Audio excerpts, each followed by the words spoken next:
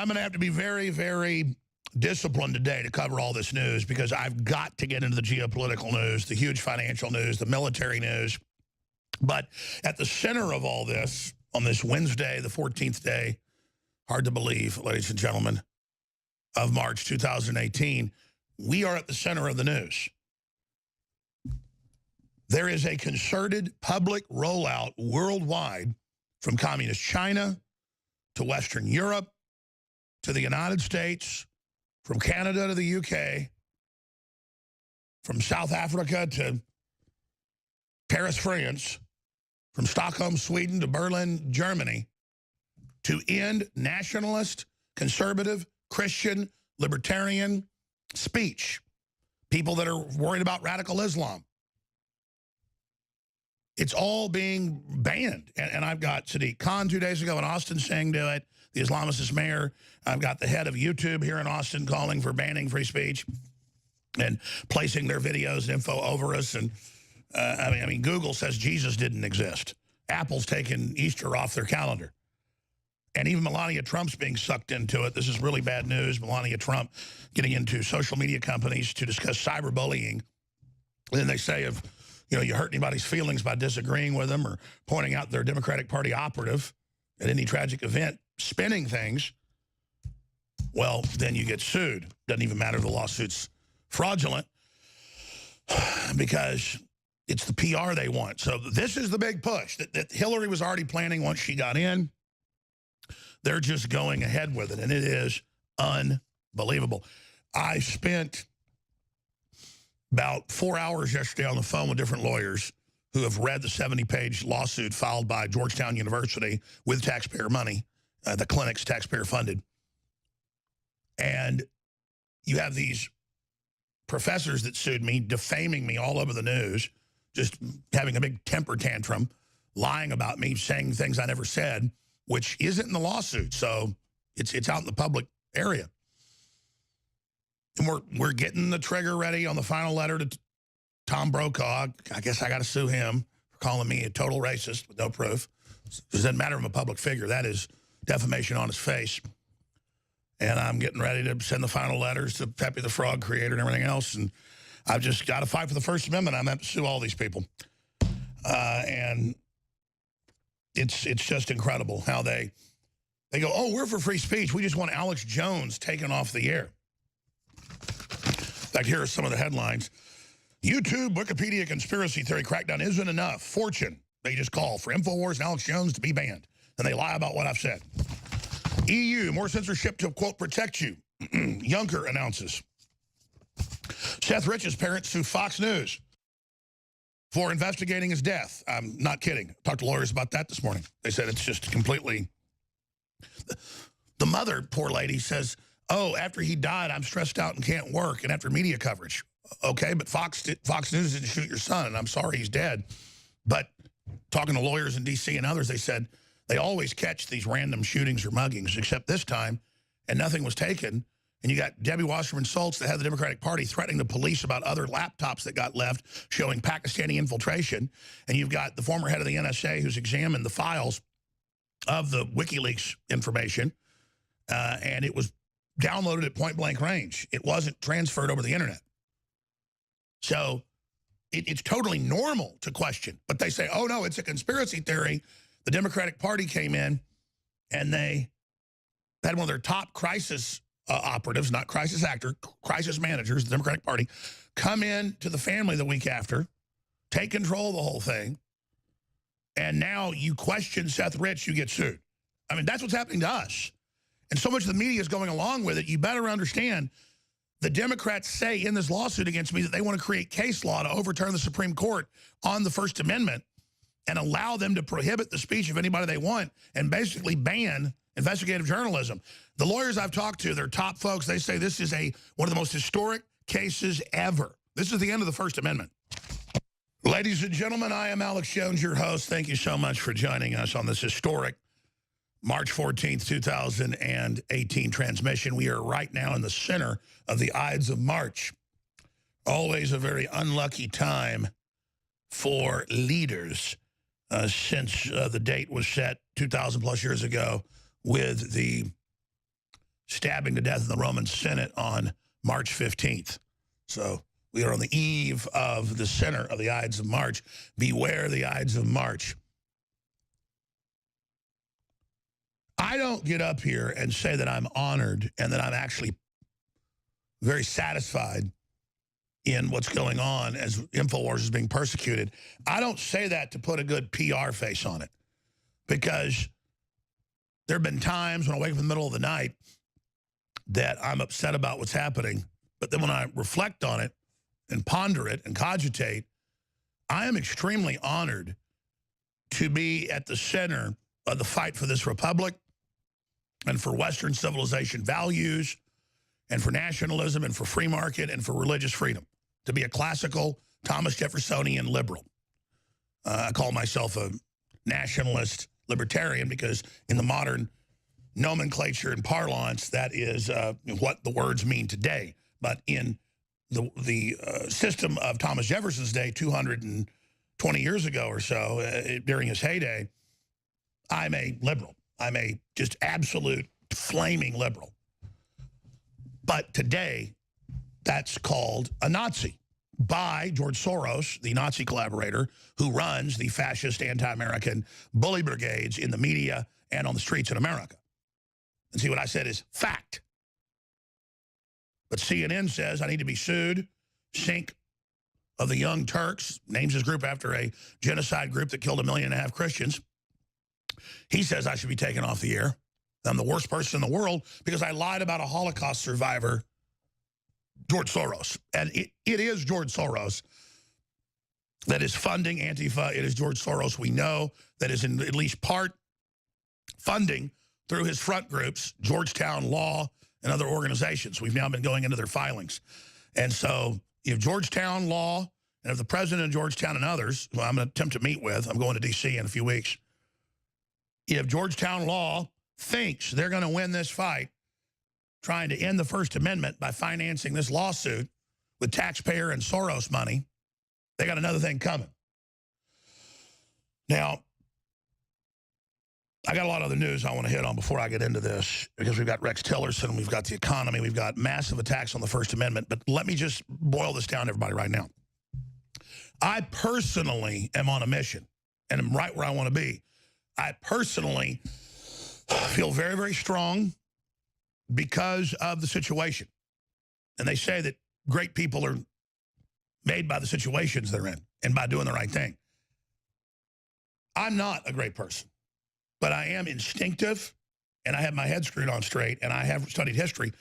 So, again, if I see a wildfire coming towards my house, and it's a mile away, and the winds are picking up, and the fire starts moving sometimes, you know, a mile an hour, I'm not going to go to bed at midnight watching television with my wife and then just hope I don't wake up at 3 a.m. with fires all around me. That happened, what was it, 6 years ago when they had the Bastrop fires and the fires out by Dripping Springs in the hill country, and there were ashes raining down on my house. The fire was a mile away.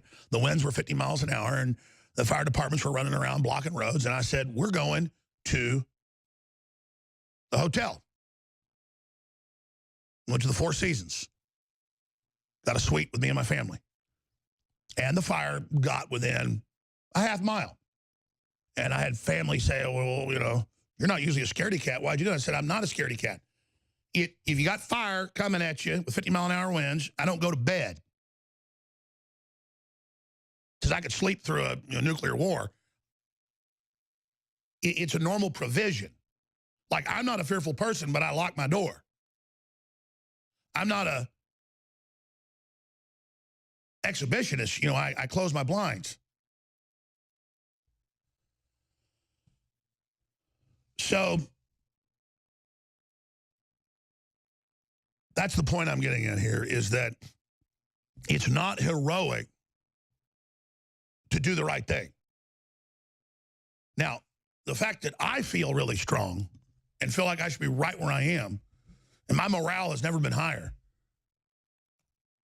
And it's making me be a lot more serious person and a lot, it's not that I'm even becoming less nice, I'm becoming more decisive. And I'm putting up with less BS for myself and other people, because the hour is very, very serious.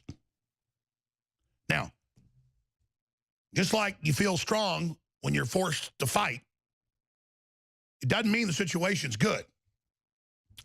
Without even, I got here late today, without even, I did some research last night and this morning, but without even looking at more than 10 stacks here, I only went through 4 or 5 of them, and it's just everywhere. Mainstream news, banning free speech, banning, shutting this down, controlling that, blocking that, putting the Southern Poverty Law Center, ADL, Media Matters in videos in front of our videos. I mean, it's all just next level. And then Fox News being sued for bullying. And the professors say, and it's in the same courts in Virginia. They say, same courts I'm being sued in. I told you, it's me today, it's you tomorrow. They said it was hurtful that you investigated Seth Rich and who killed him. And so we're suing you for millions of dollars.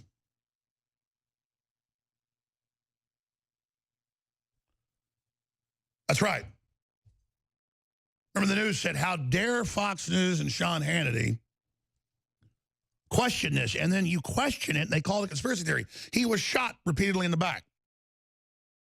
Debbie Wasserman Schultz is running around threatening police on television. You give me my laptop back, DNC, or I'll have your funding pulled.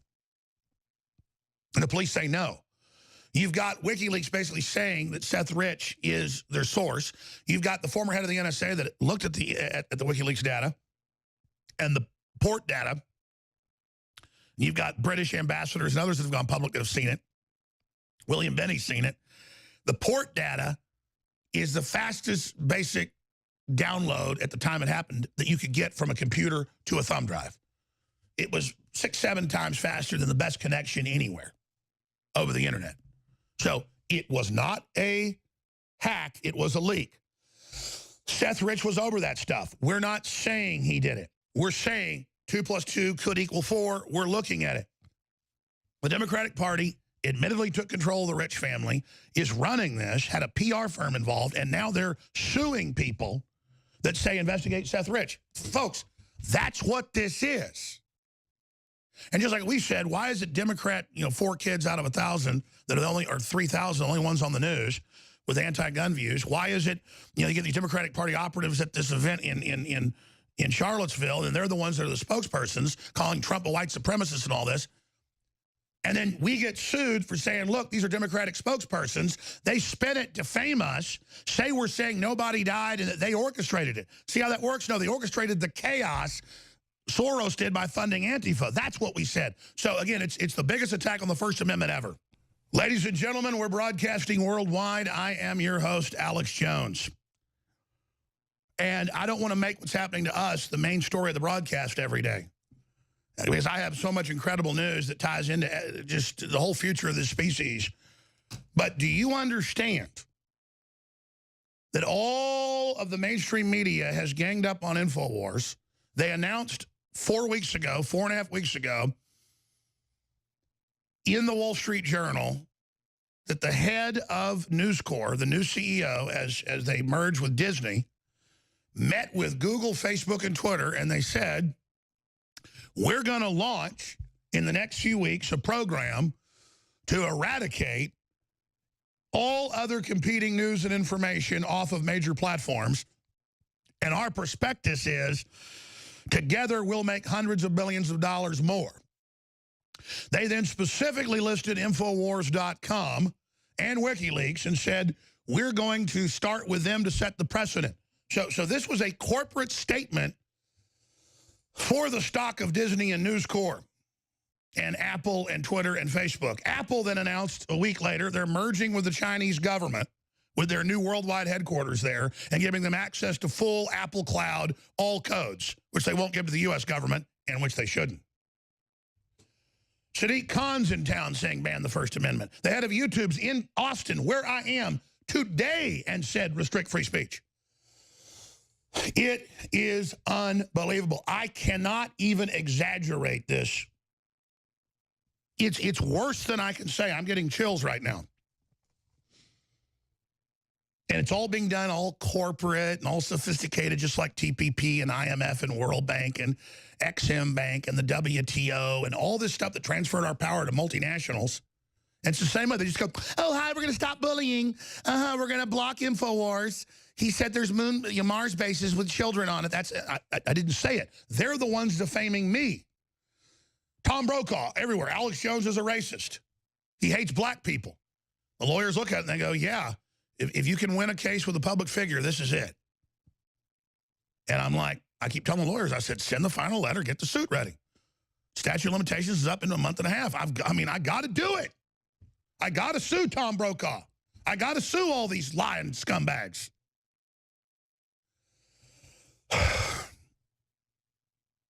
I mean, they're just trash, and they think they're better than everybody, and they think they're going to butcher the First Amendment, and it's everywhere. It's today, without even looking, I've got like 15 articles here saying in the First Amendment. And these weird double-thinky articles, they go, Alex Jones is a menace. He's banned from speech. He needs to be deplatformed and not allowed to be heard. I mean, Hitler did that in secret. But then they go, but that's not getting rid of the First Amendment.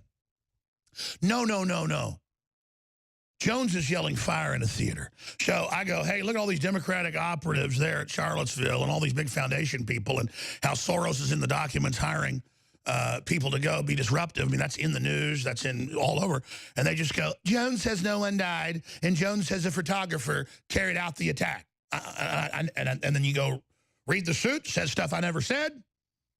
Then you go look at the videos, didn't say what they say. They even changed the headlines that Soros needs to be arrested for orchestrating Charlottesville. And they took the word off, chaos. The police stood down. We first reported that. Millie Weaver and Gavin Wentz were there covering it. They got attacked. They marched the press, the independent press, and the new right people, or the alt-right people, in to the Antifa. And later it came out they did. They say, that's me saying it's all fake. Like the Truman Show. Didn't say that. But it didn't matter. If I want to say it's not real, how does that hurt anybody? Oh, they go, it's bullying. So I need to be sued for millions of dollars by Georgetown University. So here's the bottom line before I go to break and come back with all the other news. They're attacking the Second Amendment, but they can't get it. You know how they get it? They get the First Amendment. Just like they're trying to deplatform the NRA, just like they're trying to shut down the NRA, trying to take its banking away. They're trying to take our banking away. The lawyers have looked at that and they said, yeah, this is all tortious interference, racketeering, unfair business practices. This is all mafia tactics. Breitbart got it right. CNN mafia tactics, going after our sponsors, trying to get our YouTube shut down, filing fake complaints on us. Then when they fail, they come out and say, Jones is crazy. Nobody's trying to take him over. Thinking you didn't remember the day before when they had 3 stories saying do it. That's fake news. So now they're suing Fox News. Democrats have funded it. They're using the grieving family who first came out and had questions. PIs came out and said there were questions. Rich was shot in the back. And it goes on and on from that point. The leaks to WikiLeaks were not hacked. They were downloaded. Now you got the Pakistani brothers and Wasserman Schultz and laptops and threatening the police to give them back. And that's what we all broke with Dr. Corsi and people right after Seth Rich, that reportedly there were Islamists from Pakistan involved. There was investigations. It was all, and then everything came out. Exactly what the Capitol Police. Oh, by the way, this is how many sources I have. I have a source, I'm not going to say if it's federal or local, on the scene of the latest bombing over here in Southeast Austin 2 days ago. And we know exactly the type of bomb it was and how it was done and why they were blocking the streets and searching the houses. And now I understand why they got warrants and why they did it. So the police had a reason. And when I was given the info, I said, well, am I able to put this out? I don't want to hurt the investigation. They said, yeah, we've determined we're going to let you break it. Because I think the police just want you to see when it comes out how credible we are. In fact, get me Don Salazar in here, please. I know Kit's overwhelmed. Everybody's doing a great job. Just get Don in here.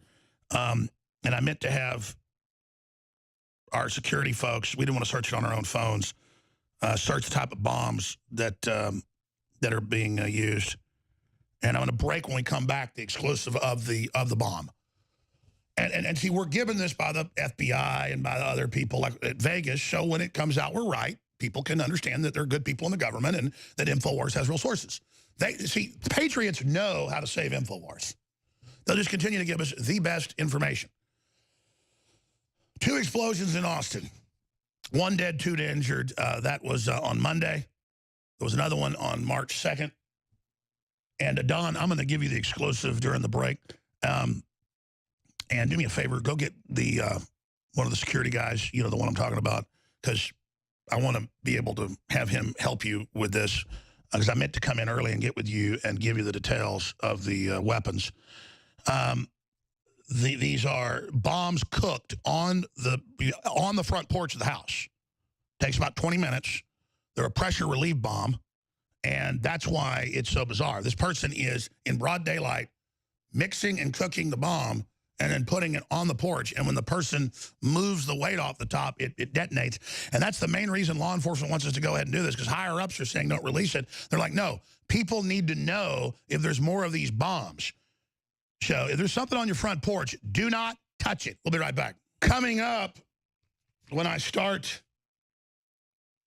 the next hour, Scott Adams is joining us, Gavin McInnes is joining us, Dr. Steve Pachenik's joining us with all his inside intel. I want to get Zach, by the way, on the next few days if we can, one of our other great intel sources. Old Zach from the Cape Canaveral, folks. I'm not going to say what agency he's in. I was about to. I don't think he even minds, but I'm not going to say it. I'm going to reveal at the start of the next hour the type of bomb that has been used 3 times in Austin, causing 1 fatality and other serious injuries.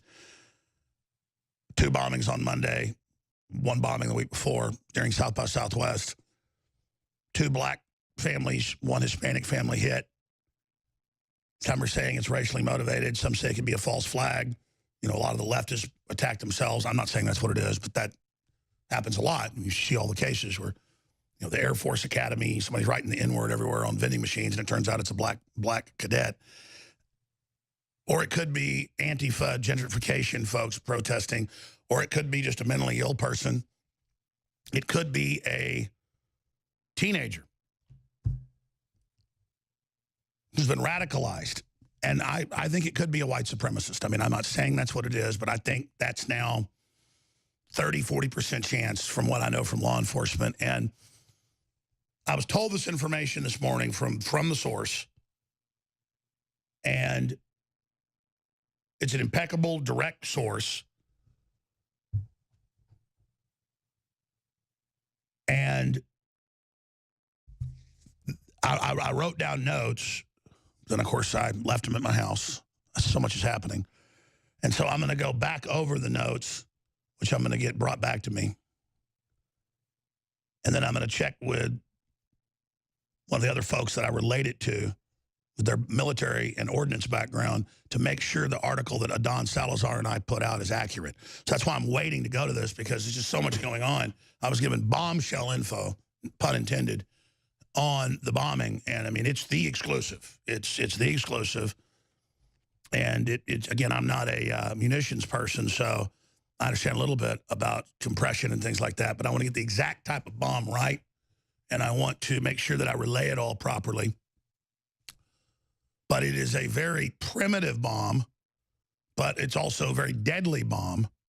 And again, it's triggered by you opening it, by the pressure of the, I guess, compounds then being mixed together. And again, the reason we're being given the information is so that, well, it's many things, because folks know we're a credible news source. We'll put it out. Also, the main reason is a lot of the folks on the ground and surrounding them, right above them, think that you need to tell the public what this bomb looks like, and so you understand. Everybody's focusing on packages and mail, and they keep saying, check all your mail, check all this. That's just not what it is. You go out there and you're, what's in this crock pot, basically? You take the lid off and it blows you up. So That's what's going on. And you will see that when it comes out, the type of bomb, that will be it. Because we don't make up sources.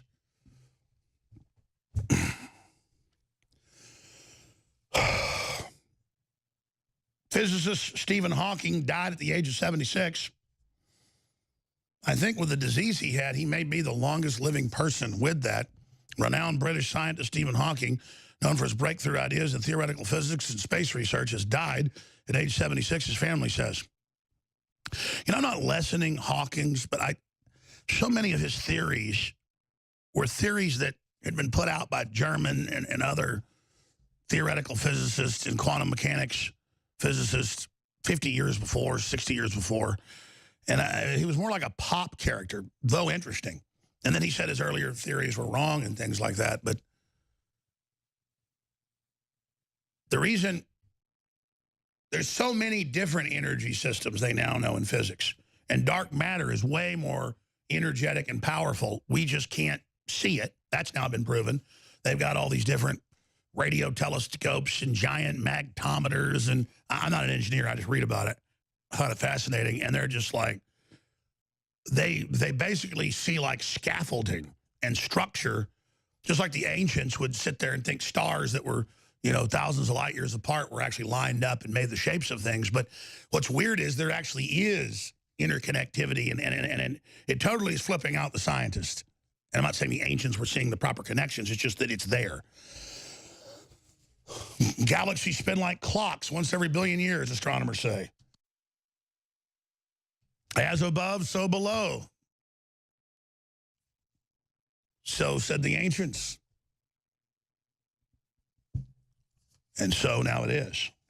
So as it always was and always will be.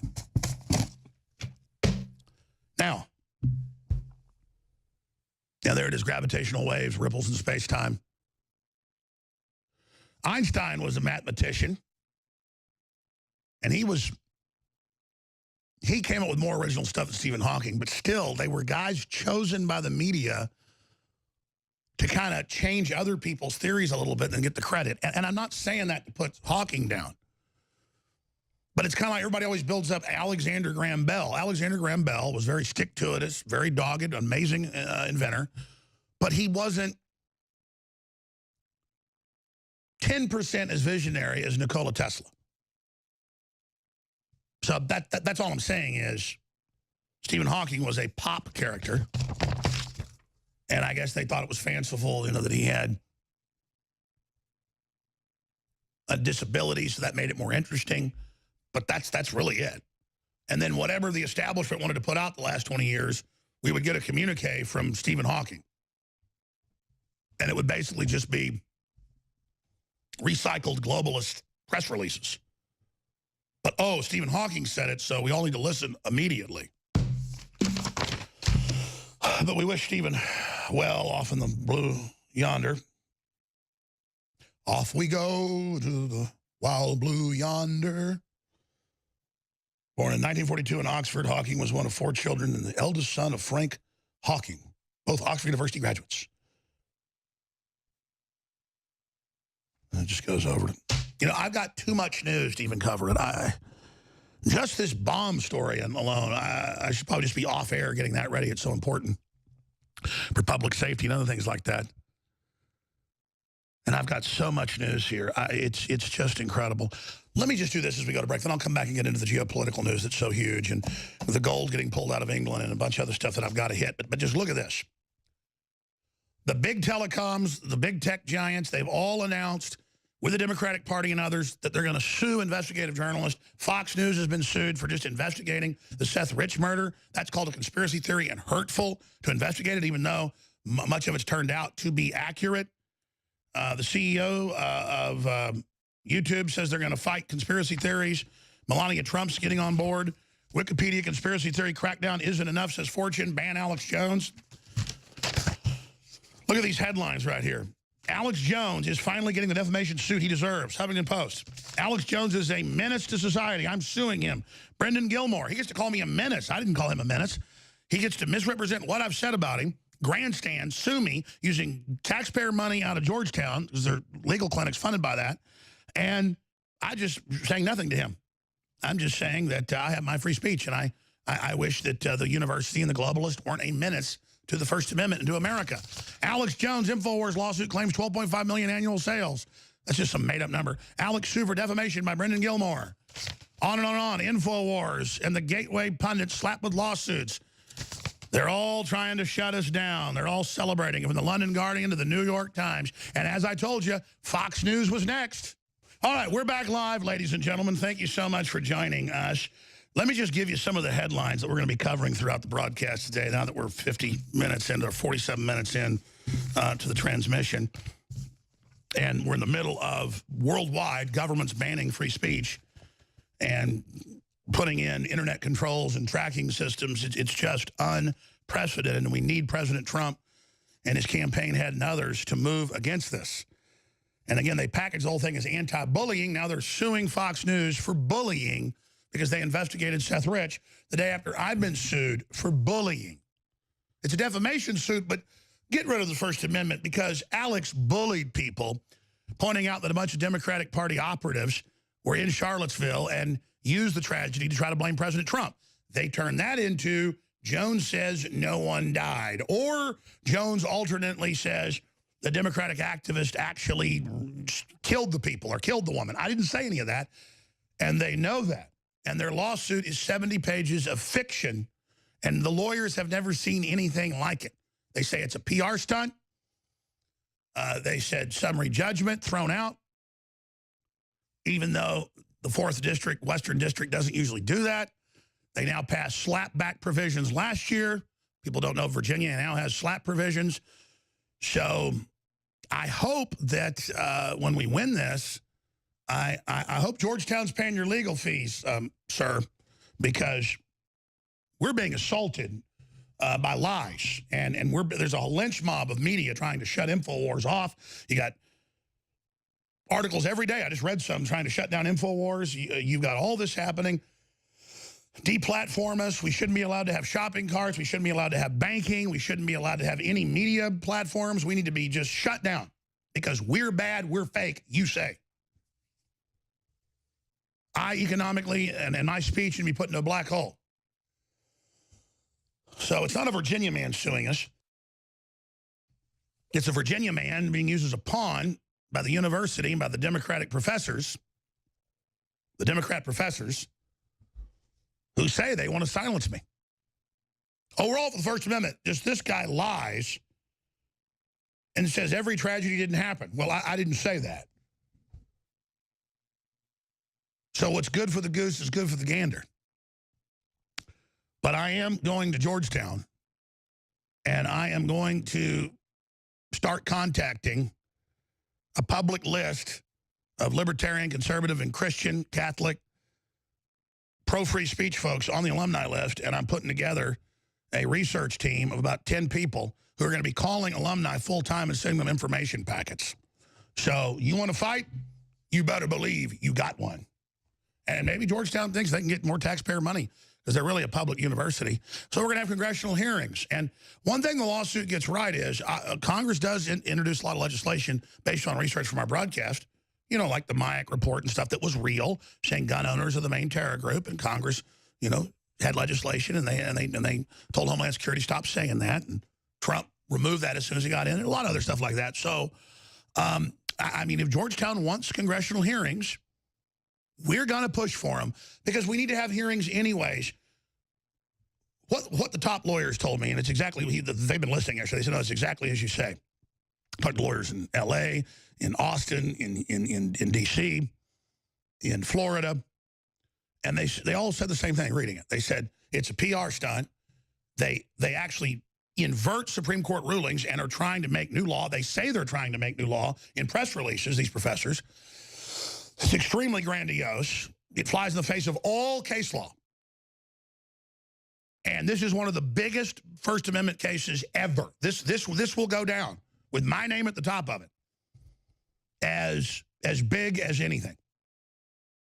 And if they win this, all investigative journalism, all commentary, all speech, all speculation is punishable by massive amounts of money and or being banned from the internet. So I said I get to the other news. It's just the magnitude of this and the 4 or 5 hours of phone calls I had yesterday with lawyers and just going over all this. It is stunning. And it appeared to be death by a thousand cuts filing all these fraudulent lawsuits, which were getting dismissed like knocking bowling pins down. But their statements and what they're saying is just wild-eyed. Kind of like judges saying in the Ninth Circuit and others to Trump, you cannot block anybody from any country, even though it's in the Constitution, it's in federal law. And it went to the Supreme Court 9-0, Trump's right. And it's the same thing. The lawyers look at this and they go, 100%. This is a publicity stunt. This is fraudulent. This is lies. They had a whole teams of lawyers watching what they put as exhibits. And you walk into the court and you go, all these exhibits are wrong. This, you show the judge the clips. You're like in a 5-hour hearing. The judge is just going to be like, and it's the same thing. Fox News the next day sued. Democratic Party funded, that's admitted, for questioning Seth Rich's murder and saying he might be the source of the WikiLeaks. And then Assange says, we don't give up sources, but it should be investigated because he's a source. But see, it's this whole emotion thing. Well, it's the parents, and they're suing. She says she can't work anymore after her son was killed because of the murder and coverage. Lady, I'm sorry Seth got killed. We're trying to find out who did it. There still haven't been found. And if we investigate that, are you going to sue me? Well, I got to keep speaking. See, I'm not here to get my own bacon out of things. I'm here to try to get all our bacon out of the fire. So people that are self-centered out there think, oh, Jones, man, he's got all these lawsuits against him. Oh, my God. Did you know that actually we're budgeting all this out? It's always the same. It's crazy. As each suit comes in, more money comes in, and it's always what's budgeted for what we need. It's biblical. We're given exactly what we need. It's crazy. Whoever's led in their heart, their spirit to financially support us, plus get great products. And speaking of that, then I'll get into the gold being removed out of London and Trump and, oh, the really huge news that I should have led the broadcast with. Scary, realistic, fake videos of Trump and Putin may spark World War III, Professor warns. Remember, I talked about this years ago, how they already have fake videos where they can make me up here and say whatever they want, voice print. It'd be 100%. You couldn't tell it wasn't me. They've got, Adobe Pro Tools software that they released last year that they pulled off the market because it was causing such problems where you could create voice print uncrackable. 100% the same. You recorded somebody for 30 seconds. You could then completely fake them. And then you got little websites and stuff that aren't even very good that people are going, oh, look, this is so incredible. They can make Putin say whatever he wants or Trump say whatever he wants. And what they do is they take actors and then copy the actor. They don't actually copy Putin. But they're saying this would cause World War III. It's already going on. And just distorting video is the same thing as distorting what I've said, editing what I say. Hillary's responsible for killing hundreds of thousands of women and children in Syria and other areas funding the Arab Spring. Fox News edited that and had Megyn Kelly play it, saying I said that she did this at Comic Ping Pong Pizza. They edited 2 different discussions together. We showed you the video, put it out. That's the same thing as putting out a fake video. I told Megyn Kelly, I said, if you'll talk about that when you get here and watch the video clips and listen to the audio, I'll do the interview. She's like, oh, of course I will. Well, you've heard the audio. And she wouldn't do it when she got here. Oh, I don't remember that. Let's not talk about that. These people deal in lies. They deal in deception. They deal in defrauding you. And we deal in trying to get to the truth. So we need your financial support, ladies and gentlemen, because I don't want to just sit here and fight these lawsuits and keep going with InfoWars on radio and TV. I want to get more reporters, more crew. I want to expand. If you're not expanding, you're contracting. There's no such thing as homeostasis and just sitting there. So InfoWarsStore.com, InfoWarsLife.com, thousands of great products. Myco ZX is the other part of the equation. If 2 + 2 = 4, well, this is the other part of the 2. And it is the antifungal, anti-yeast, anti-candida, which the bacteria then symbiotically live in. The bad bacteria create a slime wall and then absorb a lot of your nutrients, but then the bacteria and the yeast put off waste product. They go to the bathroom inside of you, and certain types of bacteria and yeast and stuff are real toxic. So a lot of that's been tied into headaches and all sorts of people know about this. The point is yeast and mold and stuff isn't just permeating our world. It's inside our bodies. And we've got Myco ZX Plus, now stronger with the amazing concentrated herbal formula, and a lower price because we upscaled and signed a year contract. So it's $27.48. Great deal. Other brands that are similar, like $60, $70, are still a good deal. This is $27.48, 50% off out of the gates. Please commit to the First Amendment and to your own health. Get Myco ZX Plus and do the cleanse today at InfoWarsLive.com or call toll-free 888-253-3139. We've got Scott Adams of Dilbert, always informative, gives a different perspective, popping in. Gavin McInnes, Dr. Steve Pachinik, Roger Stone. I'll have the big inside scoop on Tillerson and the rest of it. Roger Stone, of course, was the first to say that Tillerson was basically already not the Secretary of State 6 months ago and that Trump didn't like him and knew he'd been leaking information. And, of course, Roger has all those amazing contacts, and as you can see, that has now unfolded. So that will be coming up. I'm going to get more into this coming up and play some of these video clips when the creator of Dilbert's on with us. Scarily realistic fake videos of Trump and Putin may spark World War III, Professor warns. Trump, pay for border wall with sanctuary city funds.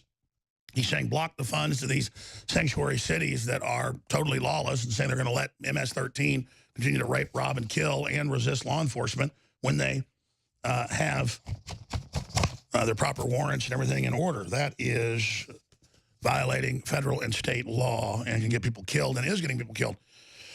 We have the big backdrop, everything else going on. UK grooming gang victims say abuse still happening. We're going to get into all that, the Islamicists and all the activity. Don't threaten a nuclear power. Putin rejects British ultimatum on Russian spy attack.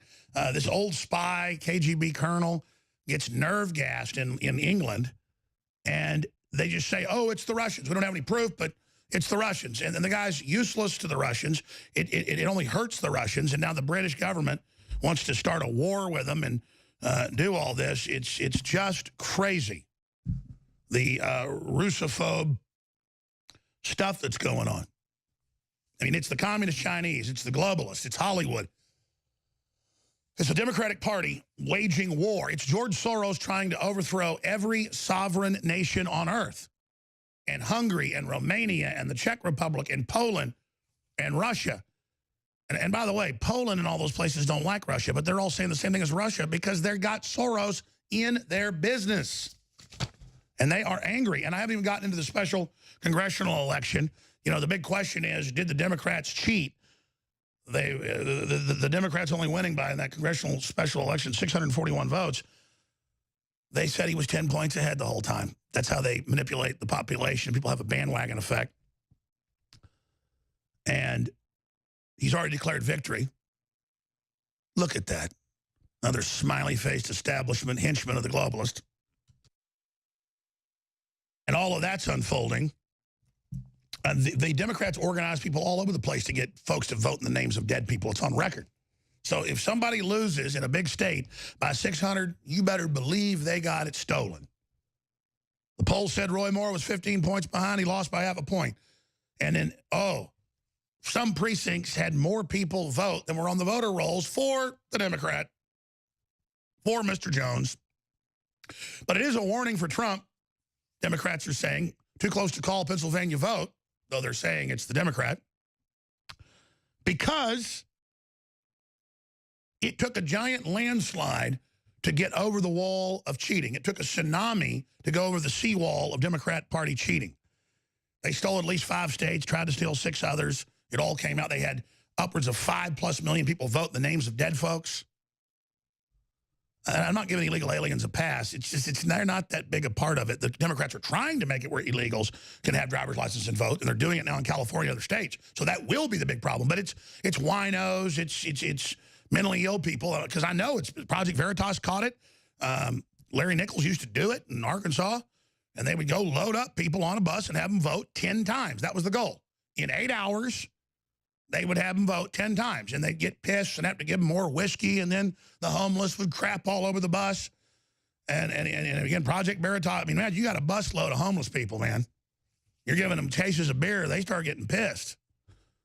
And they walk into the voting areas. They don't even know what their name is, but it's Democrat cities, so the people behind the desk know what's going on. That's why if you're living in a city, you've got to go work on a precinct that's liberal, that's blue, and you're going to watch fraud like you never saw.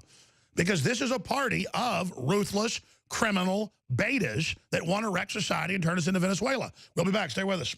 Ladies and gentlemen, I'm your host, Alex Jones. We're now an hour into this global critical transmission, the 14th day of March 2018.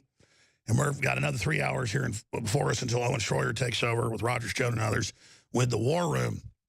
And, of course, David Knight comes on, doing a great job every morning before me for 3 hours, 8 a.m. to 11 a.m. Central. And we're getting Scott Dilbert, the creator of Dilbert, lined up, Scott Adams of Dilbert. We're going to get him on here in just a few minutes. We got Steve Pachinik, Roger Stone joining us as well. On what really happened with Tillerson, what's happening in the Middle East, what's happening with terrorism. And we've got an article going up here in about 15 minutes directly from law enforcement on the ground with the details of the type of bomb used to bomb 3 houses, 2 on Monday, 1 the week before, killing 1 person, injuring 3. The law enforcement wants us to put this out because the higher-ups have not done it. And then people know what they're looking for with this bomb and the type of bomb it is. It is not coming in a standard package, okay? And so we're going to be exclusively giving you that on Infowars.com and the live feeds on radio and TV coming up. And then Hungary repatriates all its gold from London, fearing geopolitical crisis. 100,000 ounces heading back to Budapest. And a lot of other countries have been pulling their gold out of the U.S. and out of the U.K. Meanwhile, Trump to unveil massive package of tariffs against China. And that's because we had a 40% tax on corporations. They had a 15. We went to 15. China went to 0. That's a tariff on us, okay? And everybody's saying, oh, Trump, you shouldn't do this. Okay, well, why does China get to have the tariff? We'll get Dilbert's take on that as well. Creator Dilbert, Scott Adams. Britain expels Russian diplomats, suspends high-level contacts over poisoning of ex-spy. We're going to play those clips when Roger Stone joins us. Rand Paul vows to block Trump's nominee to run state and CIA. And I like Rand Paul, but because Trump's honest about the torture, and I agree with the Secretary of Defense, Mattis, we shouldn't be going on, but the point is it does go on. He says he continues to support President Trump, but I can't support people who never understood American first and want to manipulate the president into a sphere of neocons who never met a war they didn't want to star in. And then continuing, special congressional election in Pennsylvania, the CNN and others are saying it's won. But there are 3,000 ballots still to be counted. We're watching it. 641 votes is what the Democrats winning by. The question is, do the Democrats cheat and have dead people vote in Pennsylvania? Is the sky blue? Do bears live in the woods? Do birds fly in the sky? Is Santa Claus make-believe? And the answer is yes, yes, yes, yes. Veritas, us everywhere. It's just total winos coming in, famously voting. Remember people went and voted in Michael Moore's name. Project Veritas has done that kind of stuff. I mean, you can walk in. It's kind of like Escape from New York. We're trying to find the president. He goes down in the bottom of this old sunken theater, and he finds a wino that's got the transceiver on his arm, and he goes, "Are you the president, Mr. President?" He goes, "Yeah, I'm the president." Well, it's like, "Are you John Doe?" "Yeah, I'm John Doe. I've voted 9 times already." So the Democrats go, "Oh, there's no election fraud." That's why they got a bunch of states that passed laws to give driver's license to illegals and let them vote. But let's stop there. We've only got Scott Adams for 2 segments, and we got his Skype up. He's joining us, best-selling author, creator of Dilbert. And, of course, he's at Scott Adams Says on Twitter, blog.dilbert.com. He's got a new best-selling book out as well. You've always got a lot to talk about, but up front, what do you make of this Pennsylvania race? What does it forebode of the blue wave? What do you make of just where Trump is right now? What do you make of the big push? I don't know if you've noticed it. They're saying, I need to be banned off the internet, and they claim I said things I didn't say with this prior constraint stuff. What do you make of all that, Dilbert, creator of Dilbert? Well, that's a lot of stuff all at once. Let me start with Pennsylvania and say that humans are terrible at pattern recognition. But unfortunately, that's what our brains are. We are pattern recognition machines, biological machines, and we think we see patterns all over the place when sometimes we do and sometimes we don't. Pennsylvania is another good example. Everybody's looking for, where's the pattern? What does this tell us about the future? Probably absolutely nothing. because when it comes to a special race and the focus is on just a few people, it does sort of become about those individuals far more than it becomes about the country or anything else. But I would note, as I noted on Twitter, that Pennsylvania apparently has elected, in a great repudiation to Trump, they've elected a tall white male with a lot of testosterone. Now, you could say that policies matter, and you could make a good argument for that, but I don't think people are actually voting on policy most of the time. People vote with their tribe, they vote with how they feel, they vote with how a candidate just makes them feel. And you have this weird situation where the candidate who is the Democrat in this case reminds me most of Trump compared to the other guy, just on a very visceral. You just made a good point, level. Scott Adams, that I've been wanting to make. It's Trump appointing a woman to the CIA. It's Trump that's getting all these minorities to run. The Republican Party is more open to that now, it seems. And suddenly the Democrats, I was looking in a WikiLeaks article about all the CIA folks the Democrats have running, and they all look like cookie cutter, father knows best, archetypal, WASP white guys. So it looks like the Democrats have panicked and think that the Republicans really are racist and just wanted a white guy. So, okay, we'll give the blue-collar Rust State folks what they want, a white guy. But I'm not even sure that's it. I think because the same Republicans that voted for Obama are the ones that put Trump over the top. I think they want prosperity and change. Yeah, people say they want stuff. People will give you the rational argument why they want to do things, but rarely do people actually act completely on rational means. If you look at the best example is the gun control walkout of the kids we're seeing today. In society, I think the one thing that all of society agrees on is that the dumbest members of society, the least informed, the least capable, are the youth, because everybody knows how they were when they were younger. I was certainly far dumber when I was 14 than I am now. So we have this weird situation where policy may in fact be quite influenced by literally what everyone would agree, no matter what side you are on guns. The people who were doing the protesting are the dumbest members of society. And I say that with love because we were all young ones. No, it's true. But if you put an image of the young people out demonstrating at the White House, I mean, are we going to put these folks in control of the nuclear power plants right now? I mean, are we going to put them in control of NASA? Are we going to put them in control, of having your knee worked on for surgery? I mean, this is a bunch of young followers who are young and inexperienced being manipulated by the media.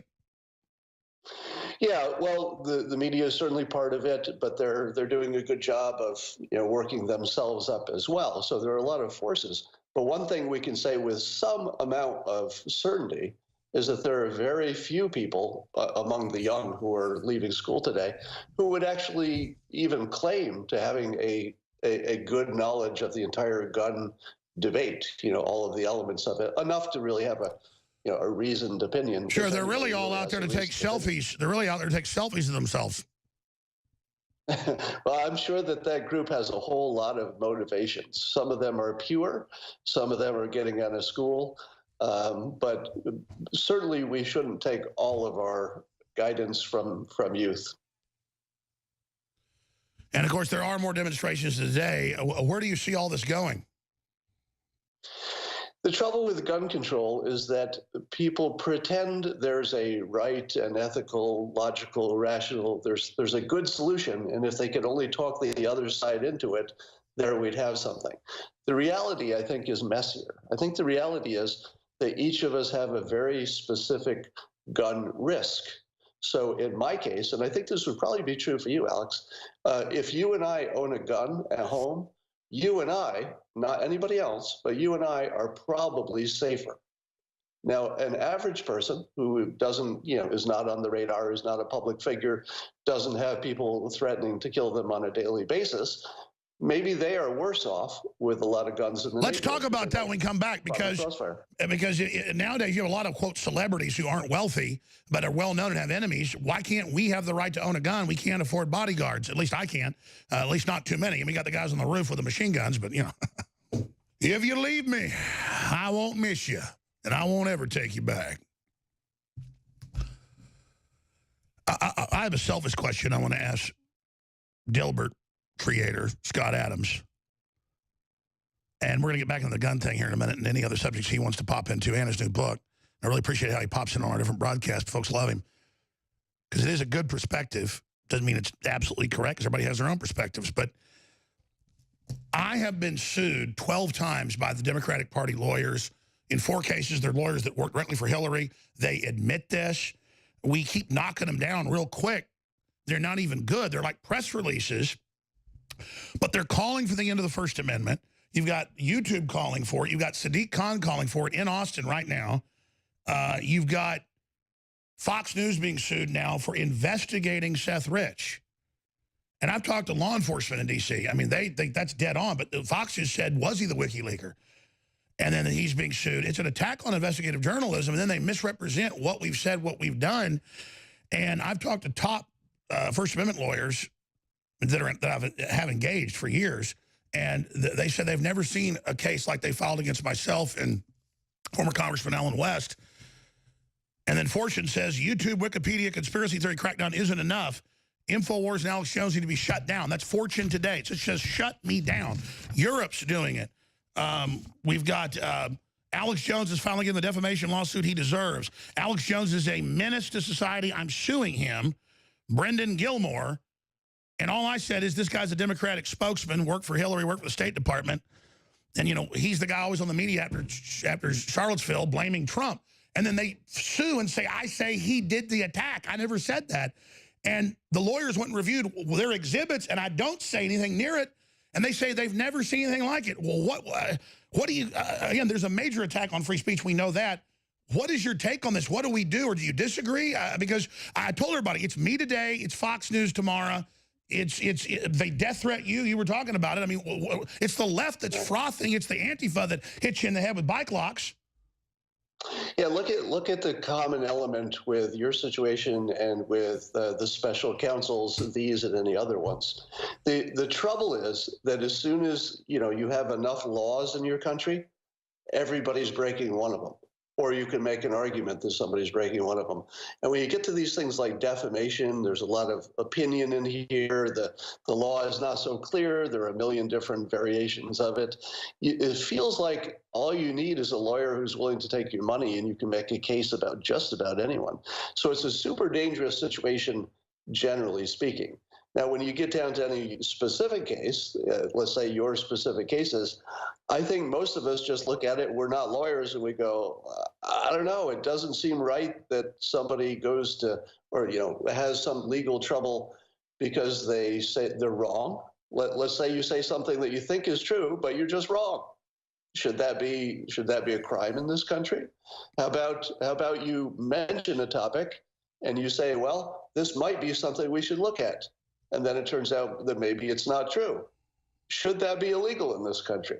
So there's a lot of gray areas where if you have enough laws, there's always going to be some. Well, that's what the top lawyers say. I'm really impressed. That's what all 4 lawyers said. They said, Alex, it's malice of forethought, intent to do harm. Almost everything you said is true. Worked for a congressman, worked with Soros, got money, worked at the State Department, is a Democrat guy, is, anti-conservative. And we just said, look at all these liberals they're using as spokespersons. Look at how Soros funds Antifa. They then conflate that and say that I'm saying this guy funds Antifa, and then they don't even have that, but they put it in the suit. My lawyers said the defamation is the suit, but it's protected because you can defame within a suit. So the new thing is to defame people with lawsuits. That's have you heard of that? No, and I think I would be with just about everybody who's not a lawyer working in this field who says, I don't really even follow all that stuff. But the fact that you could get in trouble for either being right or wrong seems problematic to me. Because obviously you think you're right. There are obviously people who think on some topics, I don't know if this is one of them, but think that you're wrong. But shouldn't you have the right to be wrong and the right to be right? I don't know which of them is the bad one. But my understanding of defamation is that there would have to be intent to defame.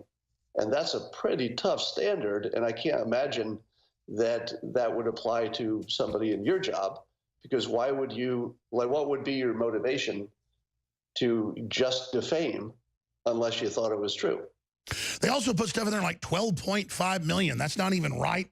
never was right, and they don't even say where it's like a fiction novel, a 70-page fiction novel that is defamatory, says we're basically white supremacists and all this stuff with no proof. I don't know what to do. Well, we live in a terrible world where maybe the guns are dangerous, but the lawyers are worse. So we're seeing certainly attacks on opinion, and certainly the controversial opinions, more so than we've ever seen before. And who knows where the end of that is? But it just feels like a lawyer can go after anybody at this point. If you've done something in public, somebody's got a case against you. Back to the gun situation. That's what it always falls to. How can the royalty have taxpayer-paid armed guards? How can Dianne Feinstein have a revolver in her purse and a concealed carry, but nobody else can get them in San Francisco? I mean, how does Piers Morgan have armed, response vans he pays for out front of his house, but then I finally pay for security around the office just because I have to for my crew? It's hurting our expansion. It's a good deal. It's nice, folks, but it's expensive. The average person can't do that. And I don't have it at my house. I really can't afford it. I've got my own Second Amendment. And it just seems obscene. They're trying to blame me as an individual for owning guns for what some lunatic hopped up on prescription drugs or psychotropics does. Yeah, you've stated the problem perfectly. We don't have the same risk profiles. If you don't want to own a gun, and your biggest problem is that there might be a crazy person in the neighborhood who can get one, I would say that person who doesn't own a gun, doesn't want to own a gun, and doesn't want to be shot in a mass killing by a crazy person, that person has a legitimate self-interest in having fewer guns around. But you and I don't. Our risk profile is different. So what does the Constitution say when we just have different risk profiles? And unfortunately, you have to default to what the Constitution says clearly, which is there are some gun ownership rights. Now, within those rights, I think reasonable people can say bazookas around and some things. Sure, but the Democrats admit they want them all. I mean, they're not wanting, quote, reasonable gun control. Now they're more and more admitting, no, we want to repeal the whole thing. I don't see that being a realistic possibility, so I don't take that too seriously. I never get too worried about the slippery slope, because if the slippery slope were a real thing, in other words, if the concept of a slippery slope sort of always worked, then everything would be wrong. We would be taxing at 100% instead of having. Absolutely, there is some equilibrium. In closing, do you think the Democrats are going to retake the House or Senate in the midterms? I think they got a good shot. My prediction right now is that Republicans will do better than whatever we expected a few months ago. So the Republicans will do better. If it's good enough, that's still too hard to say. I agree. I think they hold on but lose seats if people keep sleeping. But we could gain if people wake up. Thank you very much for joining us. Scott Adams, blog.dilbert.com. Check out his new book there as well.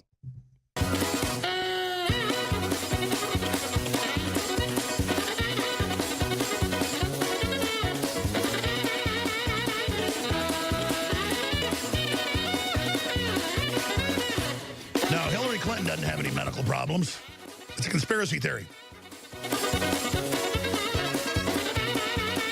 And she was going to win the election by 15 points.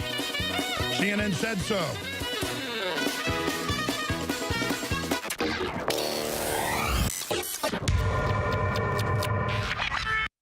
And bargain collectively. And I will fight back against so-called right to work. Right to work is wrong for workers and wrong for America. Now, having said all this, why aren't I 50 points ahead, you might ask? Well, the choice for working families has never been clearer. I need your help to get Donald Trump's record out to everybody. Nobody should be fooled. He proudly declared himself 100% right to work. He even hired a union-busting firm to break up an organizing campaign at his hotel in Las Vegas, where you are right now. And he built up his wealth by stiffing small businesses and contractors. That goes against everything we stand for as a country. My dad was a small business. I'm just a businessman. I'm just happy he never did business with Trump. Your dad was a gangster in Chicago. The Clintons swindled billions of dollars. The Clintons stole 97% of the Haitian money. They took control of all the charities. That's all on record. Bono's even worse. He has his one foundation. Yeah, because he gives exactly 0.8%. Then he got complained about. He now gives 1.2%. Look it up. That's mainstream news. And I just wanted to play that to remember what a kook and what a witch this lady is. And now falling down 3 times, having to be held up in India because it's in these lawsuits, it's in the news that Jones needs to be taken off the air for saying Hillary had health problems and that's why she lost the election. Well, I mean, she disappeared for a year in 2013 and we had little birdies. We don't get people's health records, of course not. She had a brain tumor removed. And that's what they don't like because of little birdies. In fact, guys, I forgot. Adon Salazar's written the article. I asked earlier, please print me the article, put it on screen, please, about the nature of the bomb in Austin, of the 3 bombs. This is directly from law enforcement that were on the ground because I know about an hour ago he said his story was almost ready.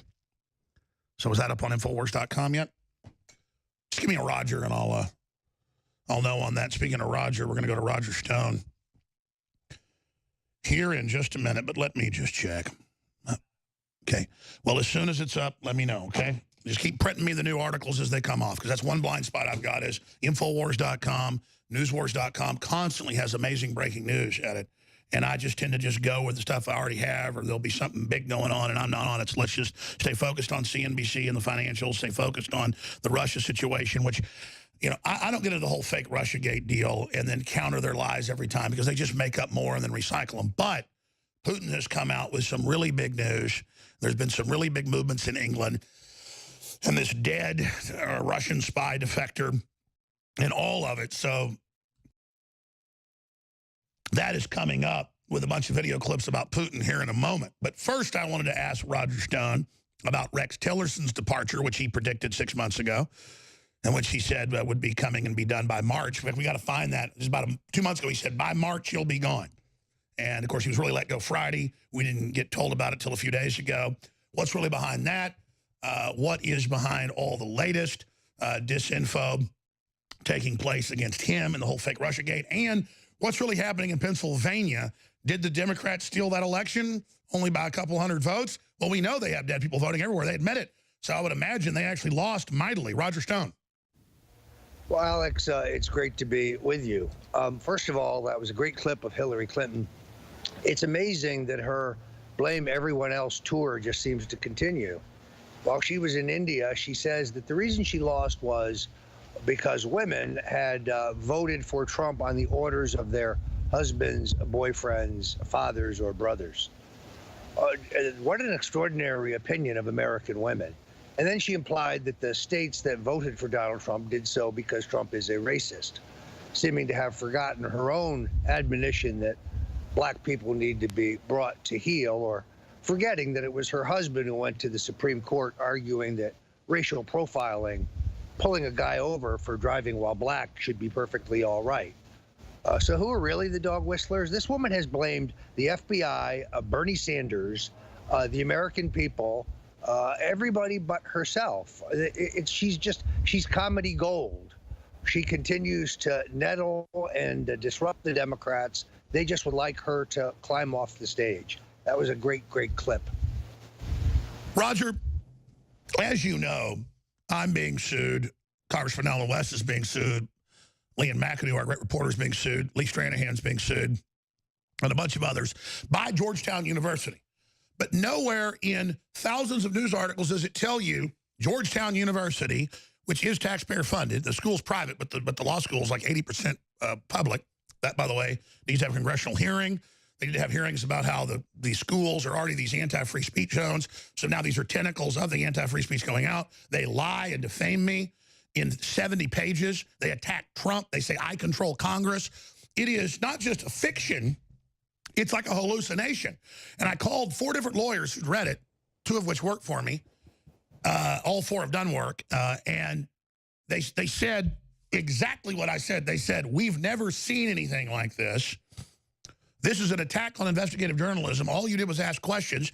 The Democrats have been caught painting poop swastikas, N-words, burning crosses, the babies out of incubators, Bush Sr., all the fake things they've done.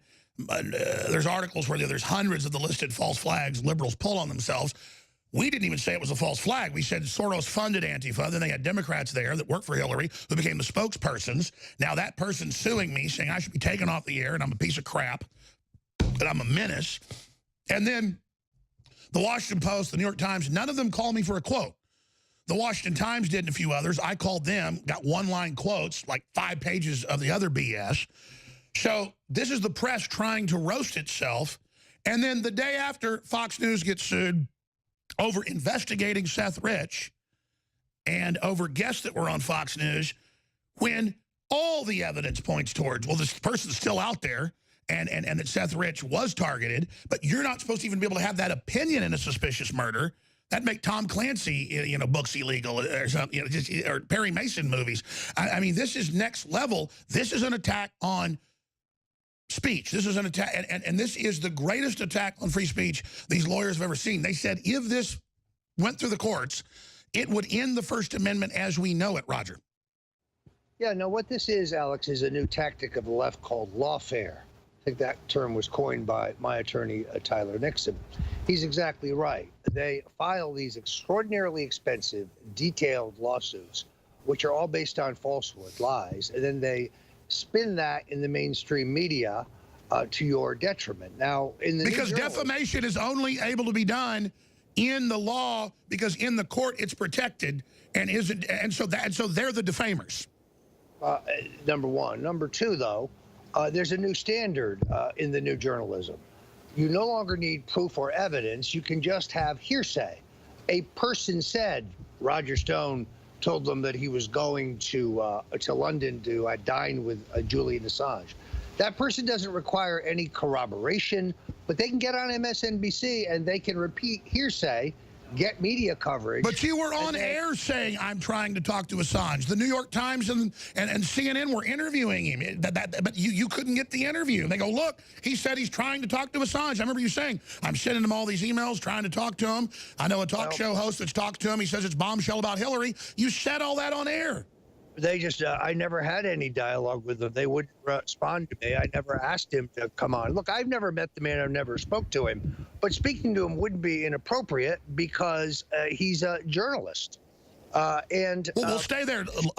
Let's come back and look at Tillerson, look at everything else and more on this with Roger Stone and the special election in Pennsylvania. From the Washington Post to the London Guardian, from Fortune magazine to CNN, they're all actively calling for us to be shut off the radio, TV, and the internet, and to be deplatformed. Roger Stone's been banned from Twitter for using a cuss word, but everybody else on the Democrat side can call for his death and my death and the president's death. This is a temper tantrum.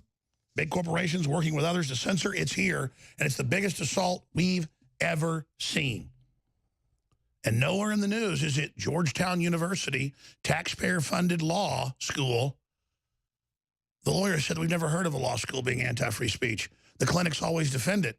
This is unprecedented. And so you need to pull your money if you're an alumni. We're going to start contacting the alumni. We've got a database, and we're just going to point this out. But Roger is popping in. He's so obsessed with this because, they keep calling him a Russian agent like they call me. And Roger's saying, I never said I reached out to Assange. It's like this tar baby of it sucks all the air out of the room, and all we talk about is how we're not Russian agents, and it's stupid. I remember, and I go from memory, Roger, you on air, what I'm saying is once all this stuff broke and once all this stuff was going on like a year and a half, 2 years ago, I remember you even in July going, of course the media talks to Assange. I'd love to talk to him and find out what he's got. But I've never talked to him. That's my point is that... No, I had a back... As you know, I had a back channel, a confirming source who was correct in every regard. Now, Alex, as you know, I never knew the content source or exact timing of the WikiLeaks disclosures. We had an all-night broadcast expecting them for October 1st because that's what my source had told me, even though he didn't know the content, the exact timing, or the source of the documents. Then on the first, Assange did not release anything. We were told that his lawyers feared for his life, and he delayed, but only for 3 days. Roger, don't you get that it doesn't matter? All the media was trying to talk to him. I know you had the back channel. He testified to Congress. And no matter how many times you tell the truth and set the story straight, they don't care. So the definition of insanity is doing the same thing over and over again. I don't disagree, Alex, but let me say this. You now have a wild, bloodthirsty pack of hyenas who try to parse every word. They take a Washington Post interview in which a witness who is faceless and unidentified says you told him something. He says he has an email that proves it, but no reporter at the Post has seen said email, and you're expected to respond to that. And then when you do, Salon, Slate, Mother Jones, 100 other lefty fronts recycle that as if you have done something wrong, wanting to relitigate this. Because I'm being sued in New York, this is important because the underlying elements of those lawsuits are that Donald Trump and I worked together with the Russians to hack the DNC. Sure, I understand. And now that takes us into Seth Rich. Look, they want you distracted defending yourself that you're not a Chinese jet pilot from Pluto, instead of Seth Rich and the Islamic brothers from Pakistan running the DNC stuff, and the fact that it wasn't hacked, that it was leaked according to the data card and the information. And now they're suing, the Seth Rich family is suing Fox for investigating an open murder case. I mean, the Democratic Party is admittedly behind this with the family and is suing everybody that investigates anything. So let's just get back on the offense. Let's talk about Seth Rich. Let's talk about Debbie Wasserman Schultz. Let's talk about Hillary and Nunes saying they found evidence of her collusion with Russia, and how the Congress found no Trump collusion. Let's get back on the offense right now. Let's do it. Go ahead and talk about it. Well, you're absolutely right. We are spending too much time trying to clarify the smears, and when the smears can't be clarified, it's a mob mentality, and very little that they say can be trusted. But the Democrats admit in polls no one buys this crap. That's all I'm saying. They're the Russian agents. They're the Chinese agents. Let's get on their ass. Well, that's exactly the point. What they're trying to distract from is that they've been caught red-handed in the biggest case of political espionage in American history. That Hillary is in bed with the Russians and the Chinese, that she's basically for sale, that they have subverted the Constitution and the law to spy on the Republican candidate for president. The FBI and the DOJ are in on it. They have used fabricated evidence to justify this spying. You're absolutely right. All of this Russian nonsense, this noise, is meant as a distraction from their crimes. Thank God for Devin Nunes. Thank God for the ongoing investigation into corruption by the Democrats. And notice there's no coverage there. Well, bottom line, Trump now is saying he'll do the interview, but he wants it closed to this. Even SNL is attacking Mueller because Mueller never found anything. Now he's looking at Chinese money and other stuff, which we said, yeah, that's in politics big time. Where is this going? Well, look, because there is no special counsel law, Mueller has free range to go anywhere he wants. Meanwhile, you have an upheaval inside the administration. The president. That's where I was going next. How big a deal is this? Because you were the guy that called that said Tillerson will be gone. You broke that again. Remember our exact reporting. I said first that he'd be gone by the first of the year. Then at the first of the year, I reported that after a dinner with General Mattis, General Kelly, and the president, it would be March. And I called it yet again. InfoWars, tomorrow's news today. And what day was that? I want to find that because that's powerful. I mean, you did say by March.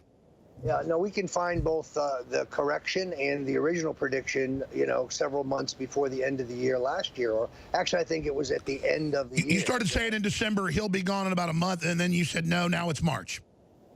Now, the point, of course, is that the president's entitled to his new appointees.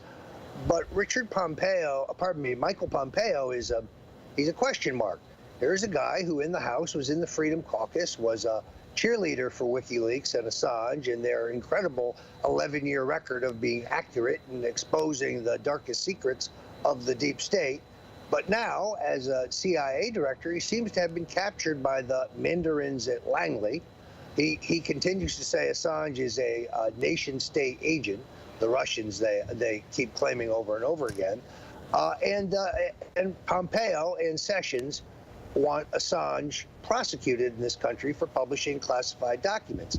Now, even the Obama administration's Justice Department figured out that if you prosecuted Assange for publishing classified documents, you'd have to prosecute the Washington Post and the New York Times. Sure, they've all been doing it, and they've also been using it to twist the documents, not just release documents, they then distort the documents. Well, in some cases, they put it out there with their spin on it to further the agenda of the deep state. But still, this is what journalists do. Don't you think Pompeo's feigning this so that they don't get political heat? And then, you know, we've seen in some of the federal rulings, and we've seen the White House lawyers arguing in cases that, you know, nothing should be done, you know, to Assange as well. Well, I mean, I think this has to play out. Ultimately, I don't know what law Assange has violated. He seems to be getting steadily free of his legal problems in Britain, where an outstanding warrant, you know, it's the warrant itself that is now the issue, not the underlying. I understand. We get rid of one problem, and then there's still another. I'm going to go to break, come right back. I want to ask why Tillerson's gone, then what this whole blue state wave situation means. We're going to talk about that with Roger Stone when we come right back after this break. Just briefly, because I'm only doing 1 minute of plugging this hour, and we need financial support. You need to try Alpha Power for energy, stamina, libido. It's amazing. Super Male Vitality as well is amazing. Super Female Vitality. We've got Survival Shield X2, Brain Force 25% off, a bunch of discounts. Super Blue, colloidal silver and iodine fortified fluoride-free toothpaste is back in stock, discounted.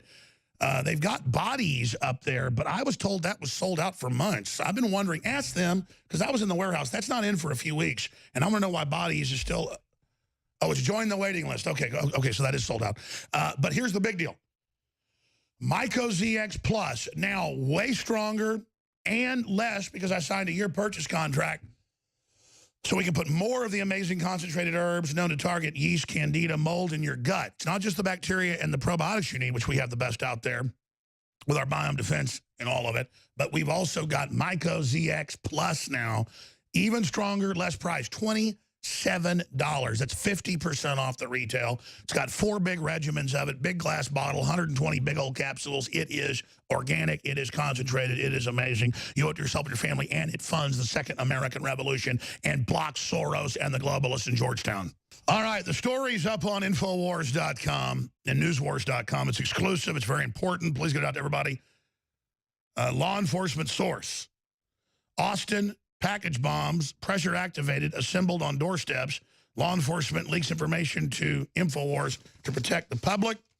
And we've added the little point on there that it's the same type of IEDs used in the Middle East by Islamic terrorists. We are not saying that's what it is. This is directly from law enforcement. I'm not going to say whether it's local or federal, but it is directly. This isn't like some police told us that are on the force. They heard this. This is directly from the people in the house. And it's why they shut down some of the neighborhood and searched a bunch of houses, was because they believe that they've got some evidence that it may be somebody right there nearby. The particular one here in southeast Austin, here in Austin. So I'll be reading some of that coming up in the next segment. Roger, I'm not frustrated with you. Were we able to find the Joy Behar clip? Thank you. I gave it to him on short notice. I get Russiagate sickening. I see it when I open up a computer or just open up a news feed or my iPhone. They force feed mainstream news onto my iPhone as they do everybody. You know, force feed it in the airports. I was in the airport and saw Roger Stone caught. He was with WikiLeaks. I remember you saying, you know, I'm trying to, you know, find out what they've got in WikiLeaks like everybody else was asking. It was the biggest story in the country. Thousands of newspapers reporting. But like you said, you never talked to Assange. The only text messages out there that they've put out are them saying after the fact, when you're like trying to get them to come out and at the point they never talked to them, they say, we're not even going to talk to you to say that. We've never talked to you. So we know that. You got Hillary getting hundreds of millions of dollars from the Russians, all the rest of it. And I get now, it's in the front of the paper, you know, Stone in trouble, Stone caught. And it's these hoaxes, just like they did with General Flynn with Joy Behar. Remember this? Here it is. Back to the show. Breaking news. Oh, my God. Oh, breaking news. ABC News' Brian Ross is reporting Michael Flynn promised full cooperation to the Mueller team and is prepared to testify that as a candidate, Donald Trump directed him to make contact with the Russians. Yeah! Yay! Yay! I had people confront me in Colorado and in Austin at the airport saying, you're going to prison, Roger Stone's going to prison, Flynn admits you're Russian agents. And they still remember that and think it's real. And because they put it out on every news channel in the country. So I get it, Roger. Here's the problem. You're not going to affect libtards that want to believe this stuff. Do you understand? No, I fully understand. But what it's interesting, Alex, is that we're both under the same assault where they use the phony lawsuit to try to bankrupt you, where they use an army of lawyers. You're being sued by Obama's law firm he set up to take down Trump. They formed a new national security group to counter us. And so people should know. The globalists, who do they hate? They hate us, and why do they hate us? Well, and John Brenner, James Clapper, Susan Rice, they filed an amicus brief in the case against me, which says something innocuous like the Russians often use political consultants to do their dirty work. No evidence, of course. Well, that's it. You're guilty. And these are the people illegally spying on Trump who got caught lying about it and then found no evidence. But this is the new journalistic standard. A person can say, Alex Jones said, and they don't need any underlying proof or evidence. That is their case. The whole EEOC thing. 4 years ago, there were pictures of bodybuilders in an editing studio because they were editing a bodybuilder shoot for Super Male Vitality, and that's gay grooming. Headline, Jones is a gay groomer. Yeah, and then people read the thing and it goes, bodybuilders? Sorry, go ahead. No, it's the same thing as when they say Roger Stone said he flew to London and met with Julian Assange when my passport shows nothing of the kind. They can say anything about us, and then that becomes their evidence and proof. It's a new standard. Well, we got to start striking back. And so I told the lawyers, I said, we're getting ready to sue Brokaw, and we got to sue all these other people. I want to come back just briefly because we have Gavin McInnes coming on, but I want to ask you what the other big news is, what the next big shoe to drop is. We also have Morning Joe that kicked you in the guts with lies, when they're not busy taking care of the dead interns, freaking out over Trump inspecting the wall that's about to be built. There's so much coming up. And then you're going to host the 4th hour, Roger Stone, but Gavin McInnes, former head of psychological warfare of the State Department, Dr. Steve Pachining, and more, Infowars.com. We are back live, ladies and gentlemen, and broadcasting worldwide, finishing up with former head of the Trump campaign, Roger Stone, who they are so angry at. They've accused him of being a Russian agent with no evidence. They've accused me of being a Russian agent with no evidence. And it just comes down to the lawsuits. And so I'm not here pitching products because I just want to get a bigger house or a bigger car. I need to beat these people, as everybody knows. They are all over the news saying we want to take Alex Jones off the air. They from Sadiq Khan to the head of YouTube, we are to the CEO of News Corp, saying we want to first take him off the air, and then we're going to take everybody off. This is all admitted. I told you that a month ago. It's all happening, as you see. This is it. Georgetown suing us, you name it. So Infowars.com, Newswars.com, go there. Get the T-shirt of the month. Trump, Pence, 2020 with the new slogan, Keeping America Great. I haven't even done an ad for that. I'm so busy. That's a 1-month limited edition shirt. It's gone in just a few weeks. That's at InfoWarsStore.com. Myco ZX Plus. It doesn't just target the bad bacteria. It goes up to the yeast, the mold, the candida. And it's now stronger and it's less. 50% off because we did a big year contract with them and even brought the price down on an already best-selling product with thousands of 4-star reviews. What's amazing is Myco ZX Plus has only been out for like a week and it's already got 800. The old Myco had thousands. This is really game-changing because, again, it's not just the bacteria in the gut. It's the yeast, the mold, the candida. That needs to be removed. You owe it to yourself to get it, funds the operation. Roger, you're going to be hosting in 50 minutes. I'm going to get to Gavin McInnes here, and I really appreciate you joining us. In closing, I've been asking the questions here. What other tidbits about the blue wave, Pennsylvania? We know the Democrats always have people vote in the names of dead people. If this Republican, it looks like, is only lost by less than 1,000 votes, that means they stole the election there. I mean, this is. I mean, we know Democrats steal everywhere. They got caught in Roy Moore with more votes in precincts than there are registered voters. So that commission Trump's got, we've got to get that moving because I think the Republicans will keep the House and the Senate, but not if we let the Democrats engage in massive election fraud. Well, this was a Republican district. The president carried it by 12 points. Our candidate was not the strongest candidate. A good guy, but not very telegenic. Their candidate was probably a better candidate. Special interests, Soros, the hard left poured millions, probably as much as $25 million in this little relatively rural, suburban, I should say, congressional district.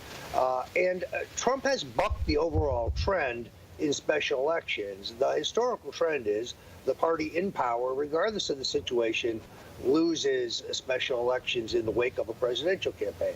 The president has won most of them, I think virtually all of them. This one appears to have been lost by a handful. And yes, it would be fair to suspect foul play. It should certainly be examined. In these lawsuits, Alex, I know the costs. My costs are up to $500,000 to fight the phony lawsuits. You're looking at millions of dollars ultimately to fight the lawsuits against you and against InfoWars, because they're designed to silence you and shut you down. I tell my friends, look, even if you're not in the market for a T-shirt or you don't want the Super Blue fluoride-free line of products right now, there's a donate button at the Infowars.com store. If you just want to help the fight for freedom, if you like what we're doing here, and you're not just don't happen to be in the market for products because you've already got them or you're on auto ship, you can just go to the donate button and send us $25, $100, $150, $200. We're looking at massive, massive legal costs to fight the globalists and fight the effort to just shut us down. So if you love InfoWars, hit that donate button. Exactly. We don't have the Annenberg and CPB and Rockefeller Foundation funding us. We have the listeners doing it, and we're taking Soros and the globalists and Obama suing you, saying you're a Russian agent, and they're suing us with all this frivolous stuff. We're winning is why they're targeting us, but people need to know this is the war for this republic. This is it. So just briefly, we're going to Gavin McInnes, Roger Stone. You're coming up in about 45 minutes, or about 50 minutes, hosting the fourth hour, and then you'll be on the War Room with Owen Schroyer. Let me ask you this question. What do you see in your crystal ball in 2018, and what do we need to do to make sure we keep a majority and keeping America great again? Well, here is the key. I still believe that sometime in September, Mr. Mueller will issue a report that says the president broke some law. Process, whatever, perjury, obstruction, something, not Russian collusion, interestingly enough. The Democrats will then run on that in October. They have no platform, they have no program to restore prosperity or address the trade balance or make our country safer by fixing our immigration system or a plan for economic revitalization or to rebuild the infrastructure. They have no plan at all. They're running on one simple plank. We hate Donald Trump. We want to remove him. Republicans have to run on jobs and prosperity and an expanding economy. Country club Republicans who run away from Donald Trump will do so at their own peril. Run with the president. We have the winning message. They do not have the winning message. I'm actually optimistic about 2018 with this exception. If they strangle the access of the alternative media, InfoWars, first and foremost, the Daily Caller, Breitbart, Town Hall, Gateway Pundit, the robust, vibrant alternative media, then that puts us at a disadvantage. That's right. Roger Stone, thank you so much. Thank you. I mean, this is just an incredible time to be alive right now. Thank you, Roger. Now, I want to go to Gavin McInnes, who's going to be joining us until about 40 after or so, and then Dr. Steve Pieczenik is going to get into Tillerson, the CIA, these attacks on free speech, how the globalists are trying to derail the country. Gavin McInnes hosts Get Off My Lawn, of course, that goes out on the internet and some TV stations across the country at crtv.com and the great work they're doing. And I also like the hat he's wearing, Make Frogs Straight Again. So a little ode to the whole meme they've set up with us, as I warn about the gender-bending chemicals in the water. That's totally admitted fact. But they say I should also be taken off the air for spreading that truth. But Gavin McInnes, I've got a lot of questions, a lot of things to cover. But what is first in your rocket launcher today?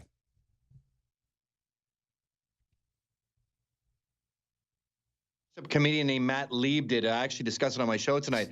And he's adamant that George Soros is not a Nazi. All George Soros did was lead the Nazis to Jewish homes so they could be exterminated. And all he ever did was say that was the happiest time of his life.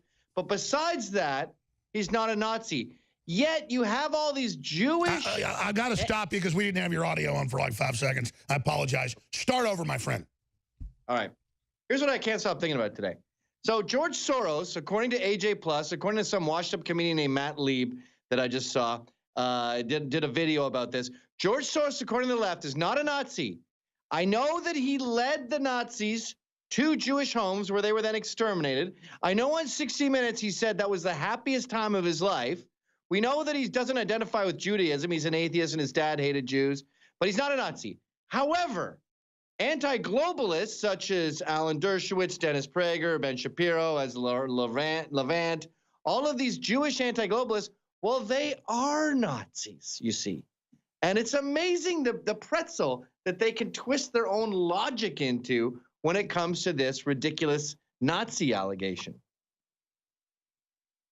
You know, I've got the compilations. We'll play it when we come back from break of him saying it was the best time of his life. He's not ashamed of it, blah, blah, blah. He wrote in his autobiography, one of the earlier ones, he thought he was the Messiah but didn't believe in God. He's in the WikiLeaks wanting to overthrow Israel and turn it over to Hamas. And then we've got the young turd guy, and we've got CNN and all of them saying, I'm a liar, need to be taken off the air for attacking a Holocaust survivor, George Soros. Yeah, he's a Holocaust survivor. He was a Holocaust survivor the way Goebbels was a Holocaust survivor. He was not a survivor. He was a facilitator. And to say that he reluctantly helped the Nazis, you might as well say that about half the Nazis. You think they were all enthusiastically jumping into that war? He is in the same boat as most Nazis. And wait a minute, are you going to tell me that Hitler wasn't a Holocaust survivor? Pardon me? I mean, next they're going to say Hitler was a Holocaust survivor. Yeah.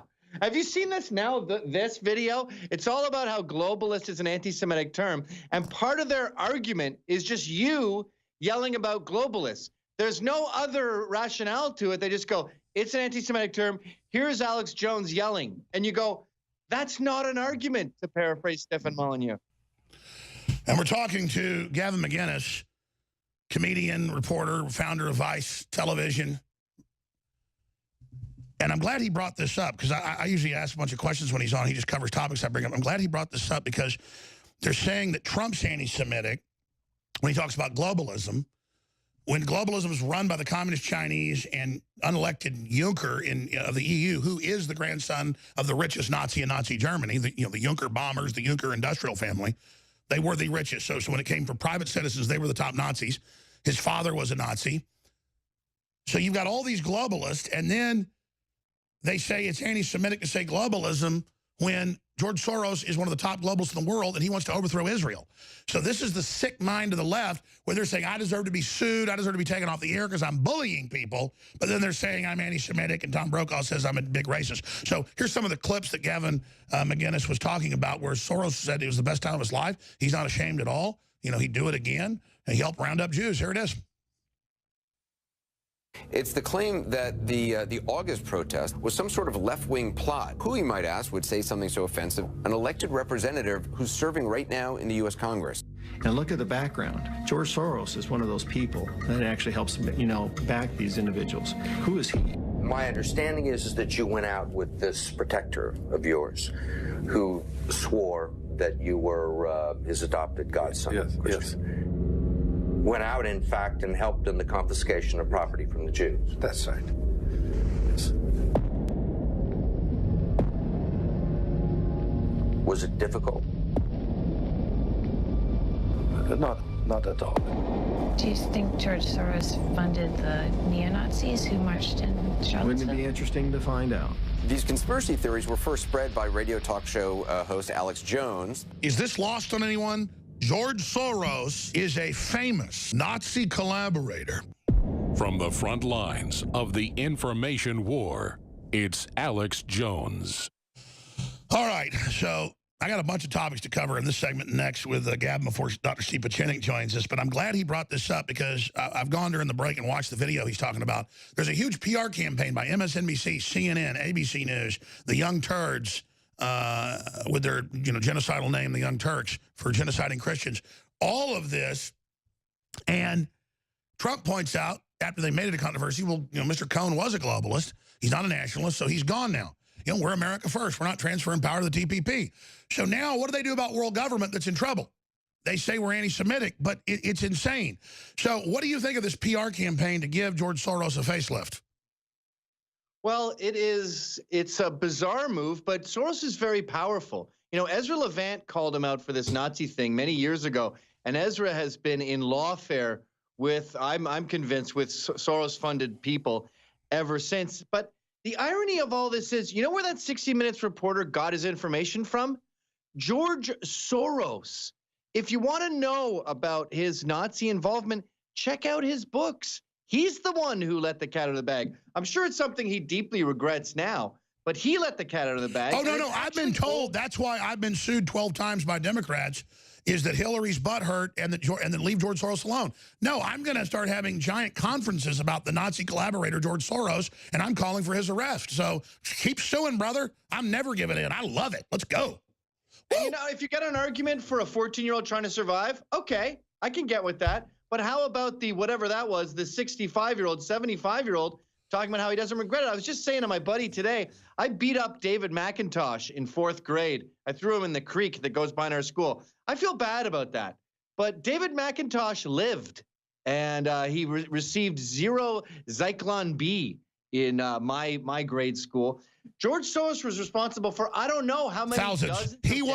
Thousands. He was a collaborator and then said, I feel good about it.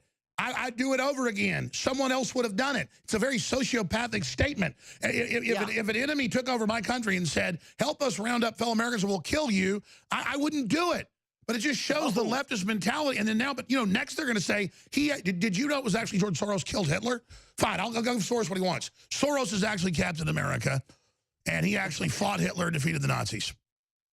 You know what's really going on here? Once again, it's their identity politics. And you say something bad about a group like globalists, and they go, well, a lot of globalists are Jews, so you hate Jews. And you go, no. I am an idea man. We are ideas people, and our idea is nationalism. Someone else's idea is globalism. I don't care what group, what kind of people are on either side. I don't deal in that. I don't deal in identity politics. I deal with ideas, and my idea is the West is the best. America is the greatest nation, and I want to protect this nation. I don't want open borders. I don't care what color, what religion, what specifics other people have. All I care about is those ideas. Western chauvinism. If you're pro-America, pro-Western, pro-success, pro-freedom, you can be purple. We love you. Come on in. But instead, the left are the ones sowing racism and division. And I mean, I'm sure you've seen it. Apple's taken Easter off of their calendar and said, yeah, you bet we have. And then it's just that they're going, why do they hate Christians? Why do they? But then they always want to get into the countries that have the Christian ethos. Yeah, it's a bizarre thing. I'm convinced it's daddy issues. You know, these children are all the children of divorce.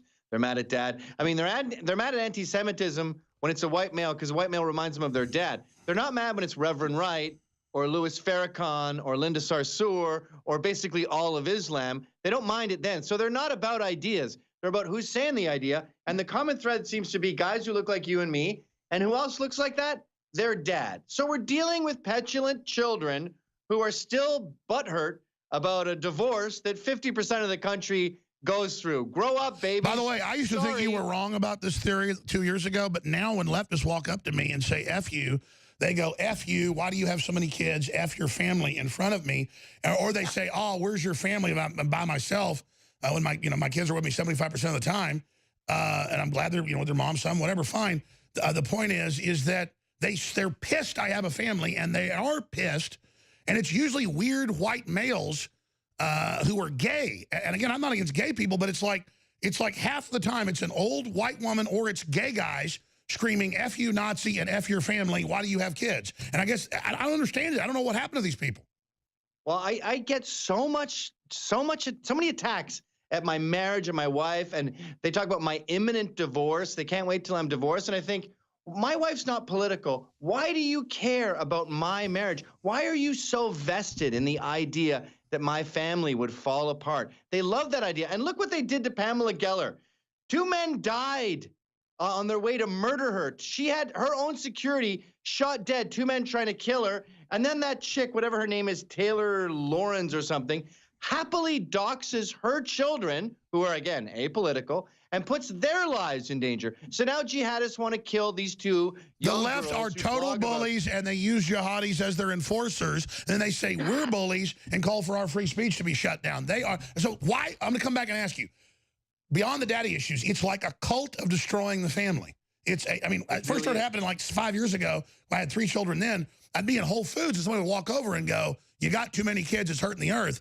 And what it is they're miserable, alone weirdos who cannot stand seeing flyover country with swimming pools and cars and life and strong and, you know, and happy. Well, we're happy. We're red-blooded. Get used to it. And it's Gavin McInnes of CRTV.com, on Twitter at Gavin McInnes. I'm Alex Jones, on Twitter at Real Alex Jones, and on YouTube with billions and billions of views. We now learn they're just deleting hundreds of videos a day of our 30-plus thousand, so the numbers just going down from 2.5 billion to 1.5 billion. YouTube's blocking people being able to share our videos. I mean, but we're on 200 radio stations and over 100 TV stations now, and we've got more than 30 agreements back there of UHF, VHF, and cable stations where I'm not going for my own glamour channel, where I have my own channel on cable, like Glenn Beck and others tried, but where UHF, VHF, and cable stations that want to put us on basic cable, because when you're on a UHF, then by law, it ends up being on the basic cable. We're getting huge response already from the affiliates. It's really exciting. And so, you know, the George Soros lawsuits and the Democratic Party lawsuits and all that, they get thrown out. Their press release stunts to defame us in the court, because then that's protected. That's the one place you can defame people. You know, we're suing the white supremacist Jones because he says that no children died, you know, here. And I never said any of that. And then it just sits there. And then it goes in the court, and I pay the lawyers, and it goes away. But now's the new phase where I do have to start suing the minions. Because, you know, you sue the big globalists, they're money launderers and do all other stuff. They don't care. But when you target the little minions, they start learning that, oh, Alex Jones sues the minions. Master, I know you're giving me money to do this and sign on to this, but what's going to happen to me? And so that's the deal, is you're going to get counter-punched. Gavin, you were making such a good point, because I remember reading 10 years ago the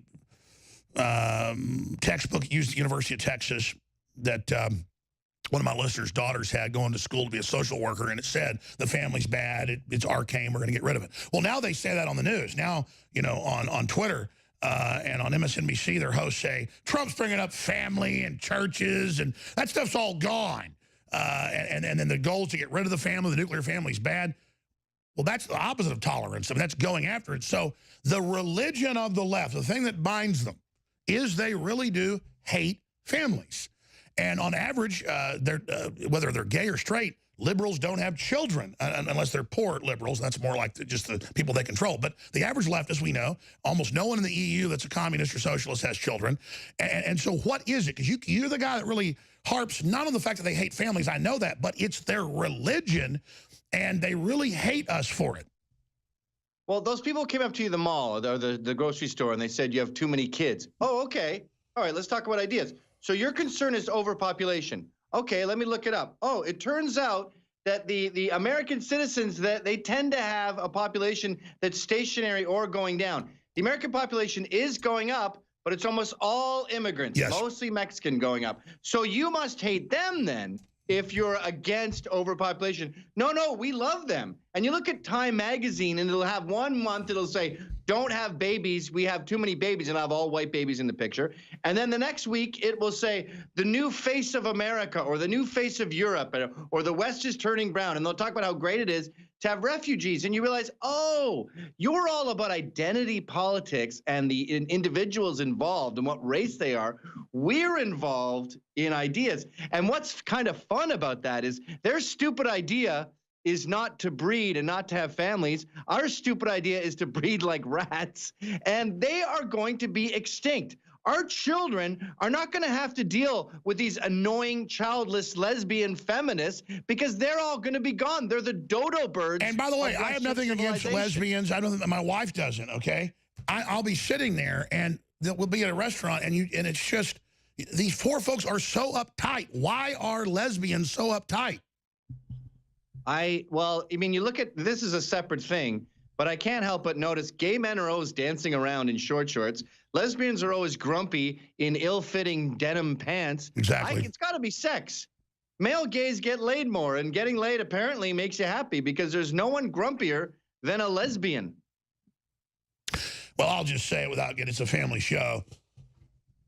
In my experience, lesbians are people that have had a bad experience with men in their life, and most women grow out of it, and that's just my experience.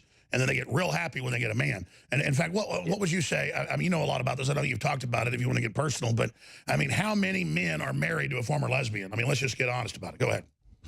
Yeah, you always hear, well, we used to call them lugs in college, lesbian until graduation. And it's easy to be bisexual when you're young and gorgeous and female, and all you got to do is make out with another hot chick when you're drunk.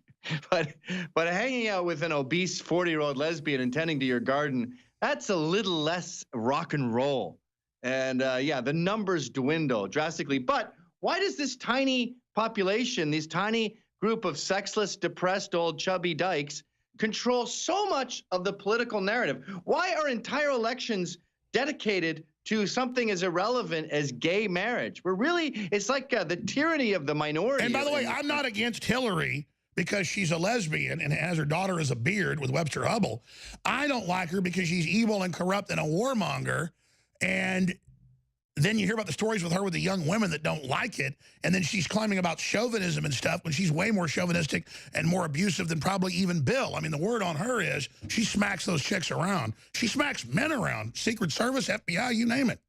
Oh, Bill Clinton. It's Bill Clinton with the giant sunglasses saying, I'm a real klutz. Yeah, she hit him with an ashtray in front of the Secret Service and knocked his ass down.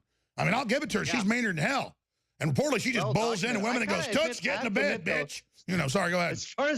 As far as lesbians go, I appreciate her taste. Uma Ebeden is my cup of tea. I like the way she ages. I like her long hair, her big lips. I think Hillary and I have the same taste in chicks. Come on, your wife does not look like an emaciated goldfish. I wish. She will with enough plastic surgery. We're going to spend the money. Well, the word is, you know, Hillary smacks them around. So, I mean, and what is it about statistically lesbians? They always have a bunch of articles saying I'm making this up. It's in the crime statistics. Camille Pagley has talked about it. Why are lesbians the highest rate of suicide and the highest rate of domestic violence? I think a lot of lesbians are playing house. And so the man of the relationship comes home with his wife beater and his pompadour. He's been working on his car. No, that's it. They're lesbians because daddy beat her up. He wasn't a good daddy, but that's what she thinks daddy acts like. Right. They're playing the role of dad, and they're choosing this 1950s archetype, this post-war tough guy. That the left created that isn't even real. Yeah, some weird mechanic in a wife beater is like, hey, where's my dinner? You better get that beer in my hand right now. Why don't I have a beer in my hand? And you go, that's a weird archetype that we never really were, but okay, you run with that while you play dress up. It's funny how they hate the family, yet they can't wait to mimic it in some way. And again, CPS kids taken from their parents so that the other gay couples can have your kid. Yeah. It's almost like Planet of the Apes, like the poor families are running, and here comes the government, especially in San Francisco or places, it's in the news, and it's like nets over the families, and they just grab the kids, and it's like we're just, I guess they're the new ruling class, I guess. Well, Saul Alinsky laid all this out, too. It's always like, make radical and weird and perverse normal, then destroy gender, then destroy the family, then attack Christianity. All of this is well documented by Pat Buchanan. It's all about chipping away at the West and destroying it so you can rebuild it from scratch in your own image, just like George Soros wants to do. It all comes back to this globalist plan of be pro-Nazi, be pro-anti-Nazi, be pro-chaos, get them all fighting, burn America to the ground, and now we can build it back up and all speak in Esperanto, like his dad taught him to do, by the way. And we can all be one language, one people, where Soros and his cronies decide who gets electricity, who gets water, what cell phone we use. That's the way it is in the globalist. You are on fire, Gavin McInnes, and that's right. They couldn't get Esperanza through, though I saw a lot of that in Seattle. So now it's just they're attacking all language, saying it's racist, and then you can only use the language they say is okay, and then sue all investigative journalists. It's incredible. Please come on more often, my friend, and come on the War Room and come on with David Knight in the mornings because you're awesome, and I appreciate you. CRTV.com, Infowars.com, Newswars.com. Gavin, thank you so much, my friend. And my son, big fan, says hi. Thanks, sir. It's an honor. Wow. And I'm going to tell you, a rock star at the high schools around here. That's why we're winning. We'll be back. Stay with us. All right. We're going to do this segment in the next with Dr. Steve Pieczenik. Then we've got Roger Stone coming in, but I think we may co-host a little bit with him. I got so many questions for Dr. Steve Pieczenik, best-selling author, wrote books with Tom Clancy, produced big movies, worked at the State Department, did a lot of covert action stuff, overthrowing governments, you name it. And he's given us a lot of good intel. I want to know about why Tillerson's out. Stone said it back in December. Then he said it'll be gone by March. He actually gave, by early March is what he said. Tillerson's gone. What does that mean? What does it mean about Pompeo coming in? And then, I don't make about us, but my God, they are everywhere saying get rid of conservative, libertarian free speech, pre-control it. People that question official narratives must be banned. My lawyers, some of them are some of the best lawyers in the country on defamation. They said this new thing filed by Georgetown Law probably will be thrown out just because there should be congressional hearings since it's taxpayer funded at that law school. It's a private school, but the law school's taxpayer mainly funded. And they said it's defamation in the suit on purpose and as a stunt, and it calls for the end of the First Amendment and prior constraint and inverts Supreme Court rulings. So my lawyer said if this passed, it would repeal, if they prevail, it will repeal the First Amendment. And we've got the head of YouTube calling for it, all of it. So I want to talk about both those areas and where we are as a republic. Where do you want to start first?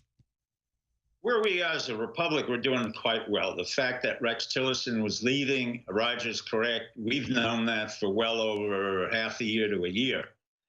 We've prepared for that in terms of providing Pompeo, who was #1 at West Point.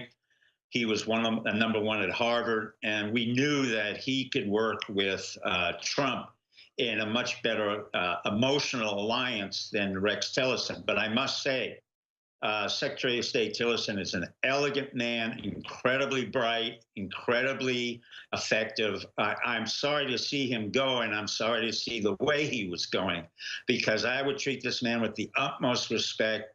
He reminds me of James Baker, a very solid American and an incredible asset to this country. I would hope that he would continue as being an advisor of some sort. But I understand what Trump is doing. Trump will be getting rid of McMaster soon, the national security advisor. And we, in turn, in the military and the intelligence world, would appreciate if he picked Lieutenant General Nakasone, who's head of Cyber Command and was a student and a deputy to General Keith Alexander. And what would happen isn't that we would have more military, we would have more effective technological advancement at the national security level. At the same time, we have a new DCI. She's a woman. I understand she's very highly regarded. I don't know her personally, Gina Haspel. She has a history of being involved under Clinton in rendition, interrogation, and torture. I'm not for that. I was against it, as you well know.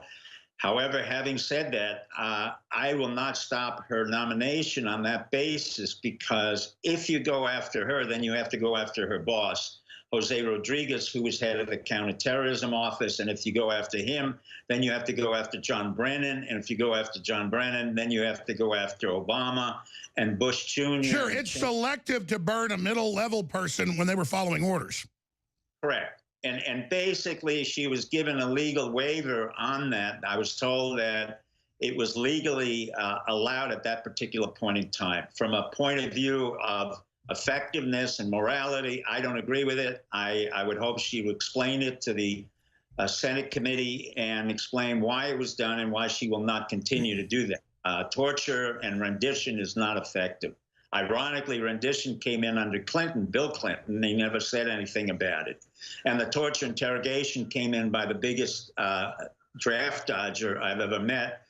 That was Cheney and Bush Jr. So you have all these cowards who come forth and become a manifest, a macho man at a time when we don't need it, and it's not very effective. But our moral stain will be cleaned if we keep on doing and avoid the things we did in the past. As for the economy, it's doing well. I think there are certain other people who will have to leave. I agree with Trump. David Shulkin of the VA has been a disaster for the past year. I've complained about him. I'm glad he may be picking Rick Perry to take over, but the VA has been poorly run, very ineffectual. 25 psychiatrists left the Sepulveda VA. He had no idea what he was doing, this physician, Shulkin. And unfortunately, a lot of the veterans now are going to be at the behest of people who really don't know how to treat PTSD. Okay, shifting gears out of that, because I'm just kind of giving a general rundown of what you think how Trump's doing. What about, I'm sure you've noticed, CNN going after our sponsors, CNN trying to get us shut off the internet, hundreds of newspapers a day saying, ban me, I'm a Nazi, get me off, prior constraint. Georgetown Law, lawyers have never seen this, filed a suit, they say, to basically set a precedent to ban people that question official narratives. They put all these lies in there. I'm told Soros is funding a bunch of this. What do you make of this giant assault?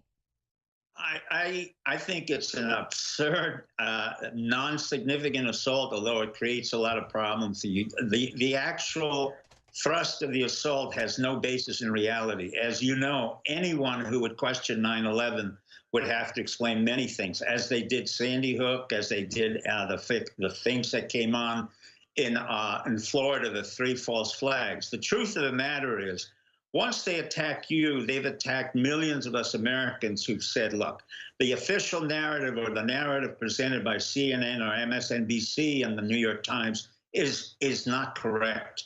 And in fact, what would happen is once they go into court, and you do go to court, people like myself would be happy to explain why technically it was impossible for the Arabs to attack our country and why, in fact, this was a 9/11. Why, in fact, Alex Jones has been able to express the feelings of those in the intelligence community as well as the military community. In other words, what I'm saying to your adversaries, beware of what you want, because you may well end up with a real problem and a real headache.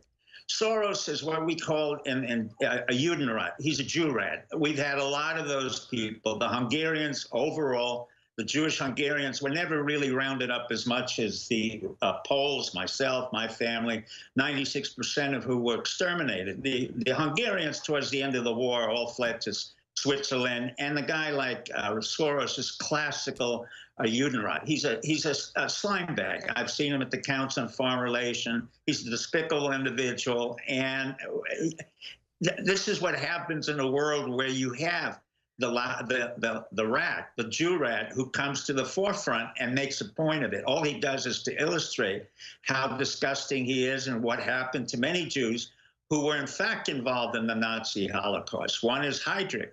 None of the Germans, neither the Israelis, want to admit that Heydrich was a Jew. His father was a famous musician. Heydrich was a violinist. He was very much of a Jew. The first town that they attacked in Austria was where Heydrich lived, and he was then in charge of the extermination of Jews. So you're talking about the blonde beast?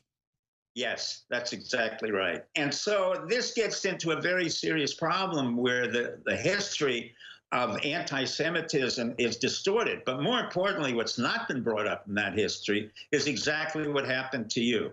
There's no mention of the fact that Hitler first took out Lutheran ministers. The reason for that is the Lutherans were the predominant voices of Christianity in the North. Very little was ever said that Lutheran ministers were exterminated in Puck and Dachau. Then he went after the Catholic priests who were in the south part of Bavaria, and they were exterminated until Pope Pius XII made a statement. That's why you have the Sound of Music. That was not an accident. You had Catholic, Austrian nobility that was exterminated, and no mention is made of that. So Christianity was also exterminated. You have 30 million Slavs. Sure, Hitler was big-time anti-Christian. He was an occultist and into all sorts of other insanity. Right. So looking at this, what I'm saying now is the fascism that you saw, I predicted would happen a year ago, when the fascism of the left comes in, or wherever you want to call it. When suddenly political correctness becomes the norm of our speech and the norm of our thinking, you already have the basis of fascism. When we, in fact, contradict that, we are the opposite to fascism, which is the liberalism. The irony is there has been a total switch in positions between the so-called liberals who become the fascists and we who have been called the conservatives. We believe in free speech. We will not censor anybody on the basis of their religion, their color, or any other statement. And they're now expanding off the universities with their laboratories of ending free speech to the rest of the country and admitting it. It is such a bold launch, such a bold attack, and I don't think it's going to work because it's creating a Streisand effect. Well, let me tell you what happens. Having attended 3 different elite universities, Cornell University, Cornell Medical School was implicated in all kinds of sadistic activity. Hold on, stay right there. Back in 2 minutes, I want to get into this because Georgetown, which is the biggest CIA recruiter, is quarterbacking, trying to end the free speech. All right, I'm going to go ahead and co-host some with Roger Stone coming up because there's a bunch of news I haven't gotten to and a bunch of video clips I want to get to. Morning Joe flipping out, getting triggered when they see Trump with the new border wall, all of it. But Dr. Pieczenik, you were author Steve Pieczenik, StevePieczenik.com is with us, looking at the transformation happening, not just here but all over the world. Countries are going for populism. They're going for free market because everybody knows that's the restaurant where the parking lot's full. And that's where the good food's at. And sure enough, see one restaurant with 5 cars, one with 100. If you go to the one with 5 cars, it tastes like crap. You wonder why it's still open. You go to the other place, you know why it has 500 cars or 200 cars. And it's the same thing. Capitalism, free market, all the thousands of choices, everything. It's obviously so much better, but it creates spoiled people who then convalesce into these liberal, socialist, collectivist armies to then make us their slaves. How do we defeat that paradigm? Because half of millennials identify as communists, are now reporting. Now, Generation Z, most of them identify as kind of libertarian. They're rebelling against the indoctrination. So what I'm getting at is they are getting so vicious, they are getting so dangerous. And I know you're being positive. I'm positive too. But it's just they have gotten them by successive approximation now. The average leftist is a crazed maniac lunatic now. I experience it. I'm on the street. I see it. They are gone. By successful approximation, pretty soon you are Jim Jones Kool-Aid level. I mean, they are whacked out of their brains. We now have a large part of the population that are radicalized mental patients. Let me put it this way. What I've been doing for the past couple of years here in this area, in the South, I've been helping conservative men and women who are entering the political system at a very young age, 30, 31, each one of whom has served in our country, mainly in the military. And then they've decided to go on and become lawyers or whatever, teachers. But they have decided to enter into the political mainstream. You have to remember, historically, only 4% of our population at any given time has really been involved in the actual actions of the state or the nation. The republic will remain strong. It doesn't matter whether you have spoiled people or not. For the most part, if people are spoiled, it's because they've had too much or there's very little demand on them. In the case of universities, I do agree they are spoiled. Most of these universities are really tenured institutions for geriatric professors, many of whom don't belong there. So they're Alice in Wonderland false reality bubbles. It's not just Alice in Wonderland. They're more lethal than that. At the university level, you have people who have tenure plus a union.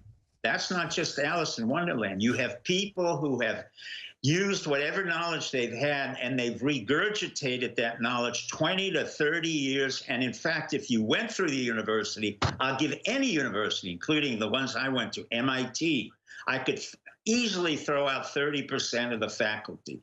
I could go through Harvard Medical School, and I did, and I predicted that their residency program at Mass Mental Health would go under, and that was easily 30 doctors. I could go through Cornell Medical School and easily go through any one of their departments and cull out 30%. Why?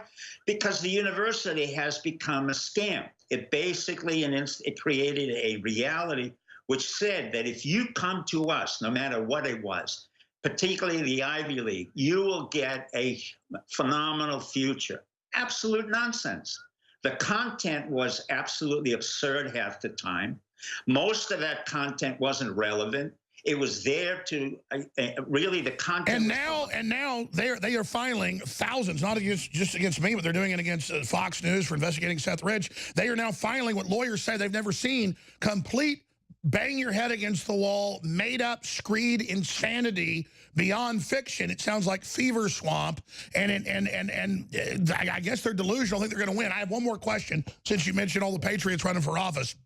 We come back in 60 seconds before Roger Stone comes in, and then I've got the breaking news about exclusive information about the bombs in Austin that we've been given by sources, exactly what they were. That's on Infowars.com. But this is critical about the left running leftist CIA. All right, I'm going to finish up with Dr. Steve Pieczenik here. Then I'm going to get into this exclusive article on Infowars.com dealing with the type of bombs that have been used the last 2 weeks. 3 different bombings, been some fatalities, some injuries, and the very, very mysteriousness surrounding that. We have the exclusive information given to us by, I'm not going to say state, local, or federal. It's just people that were in the house dealing with the bombs. This is directly from the horse's mouth.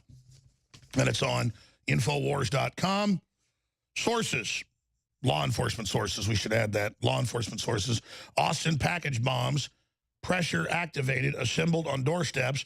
Law enforcement leaks information to Infowars to protect the public, similar to IEDs used in the Middle East.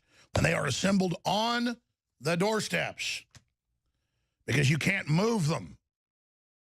All right? We've got images of the type of bombs, you name it. So I was like, they want us to have this, and you want me to put this out, and this isn't going to mess up the investigation? They go, no. This is going to let people know what it looks like and not to move the packages if they're suspicious. And it appears that they're also not putting packaging labels on it. And, of course, the person could change that, but the point is that if you see a box, especially doesn't have labels on it, and you didn't order it, don't touch it if you're in Austin, Texas. 3 of these have gone off, and that's what's going on. So that's coming up. Dr. Steve, I was talking to you about this during the break, and I talked about this over the weekend, but I haven't talked about it enough because Julian Assange, we know, is a good source, warns CIA flooding in the Democratic Party for 2018 midterms, trying to steal elections, trying to manipulate things, deep state in league with Dems, says WikiLeaks founder.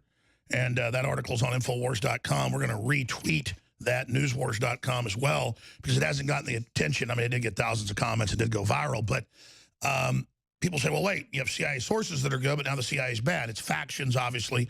I know you've worked with the CIA quite a bit and run some of their operations. Why don't you explain to people what's going on here? Because you were saying, no, this is correct, this is going on. And then the reason I raise it is you said, just in your little neck of the woods, you're getting people in the South and in Florida and Georgia, military people that you know are good and have good records, to run for office themselves. So they're really always been doing this, haven't they? But now we're starting to do it, and so they're now kind of doubling down. Is that an accurate statement? That's correct. What's happening, you have to remember the history of the CIA was really at the OSS, starting in Cambridge, Massachusetts. And when it was created by Donovan, the OSS converted to the CIA. You had the first leaders, Colby, Dulles, the whole bunch of them. You had pretty much what was considered the white Anglo-Saxon Protestant until the 1960s, when Jews and Catholics were allowed to come in. What's happened over the era is that the CIA really got out of control. And Eisenhower said correctly, and this is the president I admire the most, along with George Marshall, the man who appointed Eisenhower, is that this is a legacy of ashes. And the CIA has been a problem for many, many decades. I myself, although I was trained by the CIA at MIT, I did not belong to the CIA per se. I worked with them. Like anything else, there was the good, the bad, and the ugly. However, over the period when Jimmy Carter was in, I approved the fact that, along with Stanfield Turner, Admiral Turner, they got rid of about 4,000 operatives. We didn't need them. The reason we didn't need them is we had military intelligence, we had political officers, so we have a reduplication of an entity, kind of the equivalent of the FBI, but not doing very well on the covert side. The civilians were really a problem. And so when you produce CIA operatives like Bill Clinton, who worked for the CIA, Hillary Clinton, who worked for the CIA. You have Obama, the black baby of the CIA, incredible. An American whose mother was a brilliant CIA operative in Far East, and she was an anthropologist. Then you have infiltrated the CIA along with an idiot like John Brennan and Tenet. You have incompetency that shifts to any side that the political wind was in. So when you had the Clintons and you had Obama, they were shifting to the left. When you had an idiot like Bush Jr., they were basically acquiescing to everything. When I went back into the CIA and I threatened several of the CIA officers with many things that I can do, they admitted to me that there was a stand down, there was a false flag. The deputy to Paul Wolfowitz admitted it to me. And the neocons were all co-opted by the CIA. So when I went through the entire Pentagon, all I saw was the CIA. Then I went to my military officers, Keith Alexander, Jerry Boykin, and others, and explained to them that you are in the hands of an incompetent civilian structure which dreams of being paramilitary and taking over covert operatives. In reality, the CIA has lost human. it became absolutely dysfunctional organization. But what it did exceedingly well, it went to Hollywood under John Brennan and gave somebody like Kathy Bigelow, a very seductive, manipulative little director, Zero Dark 30, a total BS story about how they killed Osama bin Laden. And Obama, the biggest pathological liar, along with Bush Jr. and Clinton, said that he assassinated Osama bin Laden. That's the kind of nonsense that came in the CIA, where you, myself, and others were able to kind of realign that and bring into the fold the military intelligence. Why was that a difference? Because in the military system, we have accountability. We have an oath to the country. Sure. We're almost out of time. I mean, the point is at least people had to be in combat and be trained to do real things, not just sit around in their little black suits and say we're CIA, a bunch of white shoe fops and fakes that want to act tough and that have taken over most of the country. And so what I've seen with Trump is he's got Pompeo and other people in there, and really they're trying to get back on mission, back on free market, and trying to pare out all of the little sycophants, and that's why the sycophants are so pissed. So they're all now rushing openly in like a counter coup to try to overthrow everything. But instead, all they're doing is pissing everybody off even more and making everybody know they were right about this fifth column of snot-nosed weirdos like Anderson Cooper who are so insecure they want to mount America's head on the wall because they want to feel powerful. And so now they've made the sleeping giant stand up, and now they're in full panic mode. He trained in the CIA every summer. He was a clerk. He was one of the few homosexual clerks for the CIA. He doesn't deny it. I mean, basically, he's not relevant. No, but is that an accurate statement then? So describe the counter coup of Trump and what's happening and why it's got the corrupt elements of the deep state so upset. What has happened since we came in, and it was with your help as well. A year and a half ago, I said, the military will be taking over the White House. We will be taking over the Defense Department. We won't have any more of these jerk civilians like Panetta. And we're going to take over intelligence as well. So military intelligence became far more important than the CIA. The CIA could no longer do human. So we transferred a lot of human into the military aspects. The CIA barely can do cyberkinetics or cyber command, and instead we have a guy who's... Also, the CIA people are always trying to make money and run some scam or engage in criminal activity, but the military, which I have seen, remember 4 years ago when the military had a press conference separate from Obama, when they'd already broken with Obama over the Middle East, and they said, we're going to stop lying, but we're also going to put the military in every town to engage with you. And I said, oh, look, that's going to be the takeover interface if they're actually lying. But one way or the other, that has now happened. And the CIA is too lazy to actually engage in any human. They literally are like college fraternities that just sit around in smoking jackets. Well, basically, they're not qualified. They don't study psychology. I know the farm. I know what the capabilities. They've lost that capability. But at the same time, we have another structure which is incompetent, DNI, that came out of 9/11. So if I were Trump and I were Pompeo, I would clean out the DNI. I don't need a director of national intelligence. I would clean out the 18 different units of intelligence that we really don't need. It's a duplication. And Trump is very good at firing at will. That's exactly how private businesses run. Now, you always say we need lots of firing and bring people through and see what happens. Okay, very interesting discussion. People should read the article about the left is flooding everything.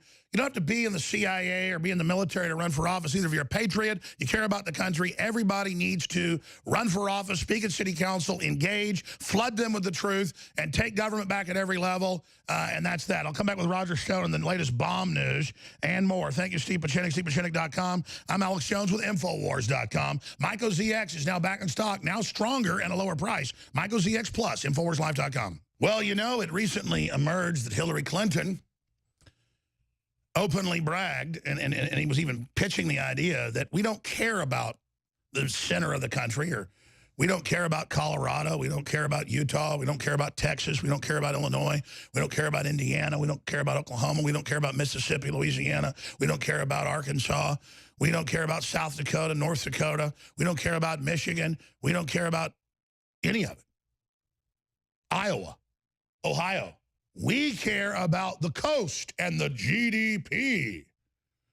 Yeah, we know how you put all the federal money and everything into the coast, and so you can all siphon it off. You got the biggest poor populations as well.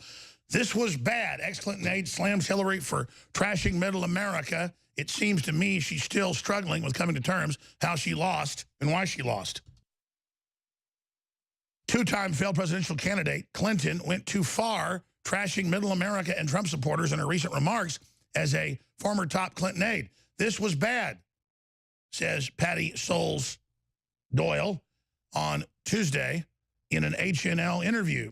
And here's the deal. You read the WikiLeaks, she goes, I'm so sick of our supporters, pathetic baristas with nothing, no families, because they're all saying they hate families. They know that's wealth. Oh, they're going to have, they don't want you to have a family because they want you all alone. But then they hate you because they don't want to give you anything and you're begging for it. And then the psych warfare head, one of the top Democrats at the university, reaches out to her and he says, we'll keep them in the dark and desperate.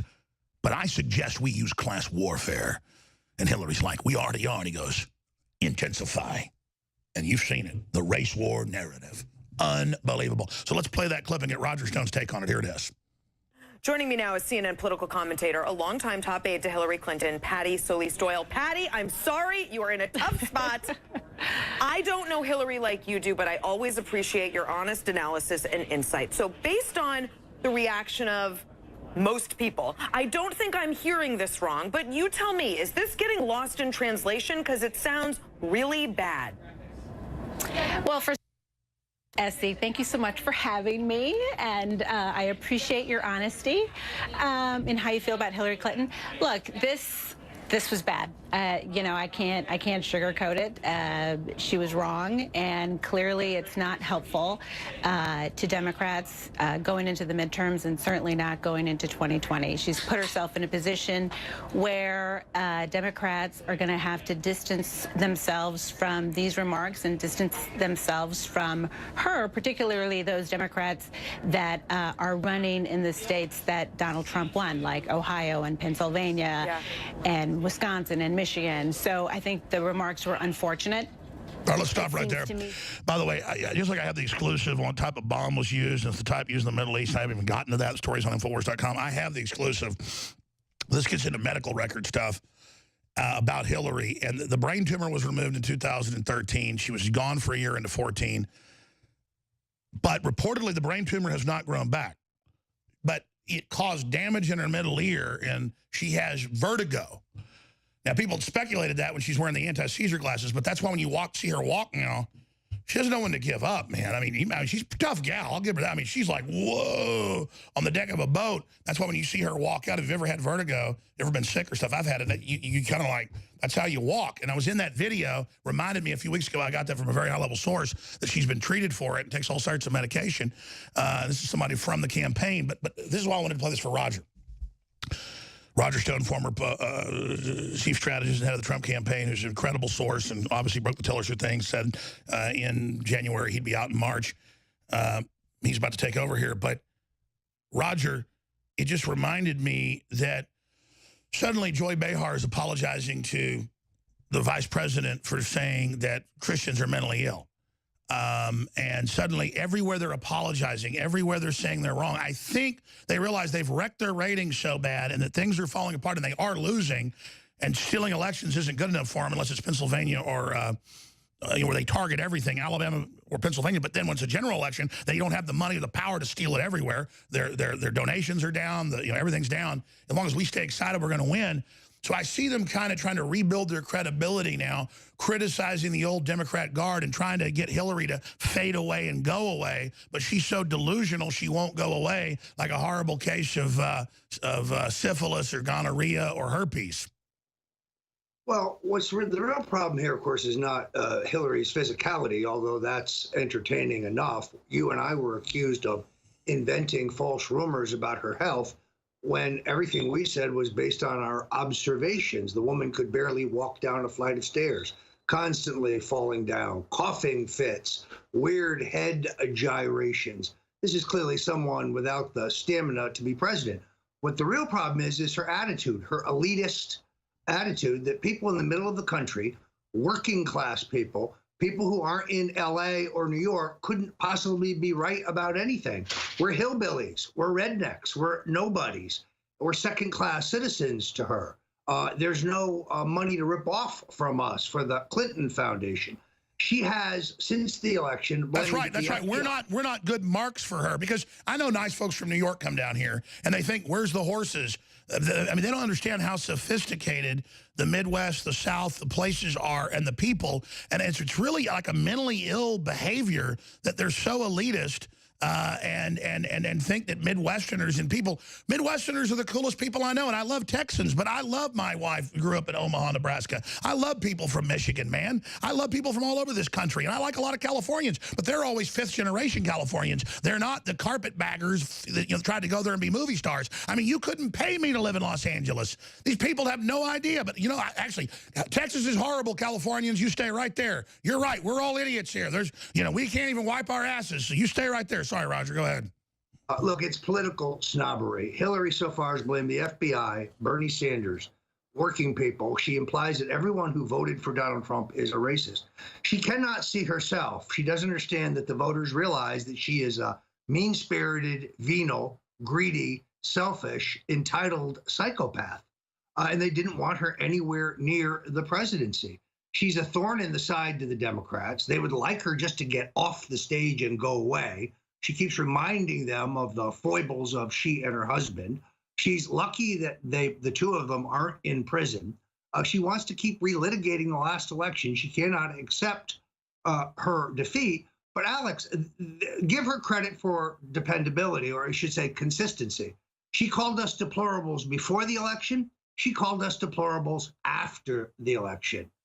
It's the height of ultra left-wing bi-coastal elitism.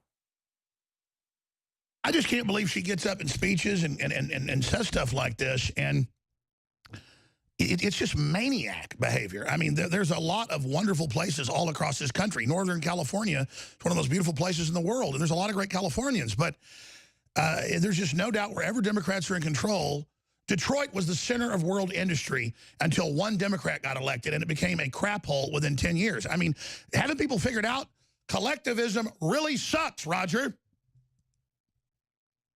We'll be right back on the Alex Jones Show. Stand by. That's right. I got to say, Roger, you are a clothes horse, but that particular suit is sharper than hell. We'll be right back. I still haven't gotten to the Mickey Brzezinski thing. I'll play that, then I'm going to get out here and let Roger take over. And he's going to be hosting the War Room with our own Owen Schroyer as well. Coming up, spread the live links and articles. You're our only hope.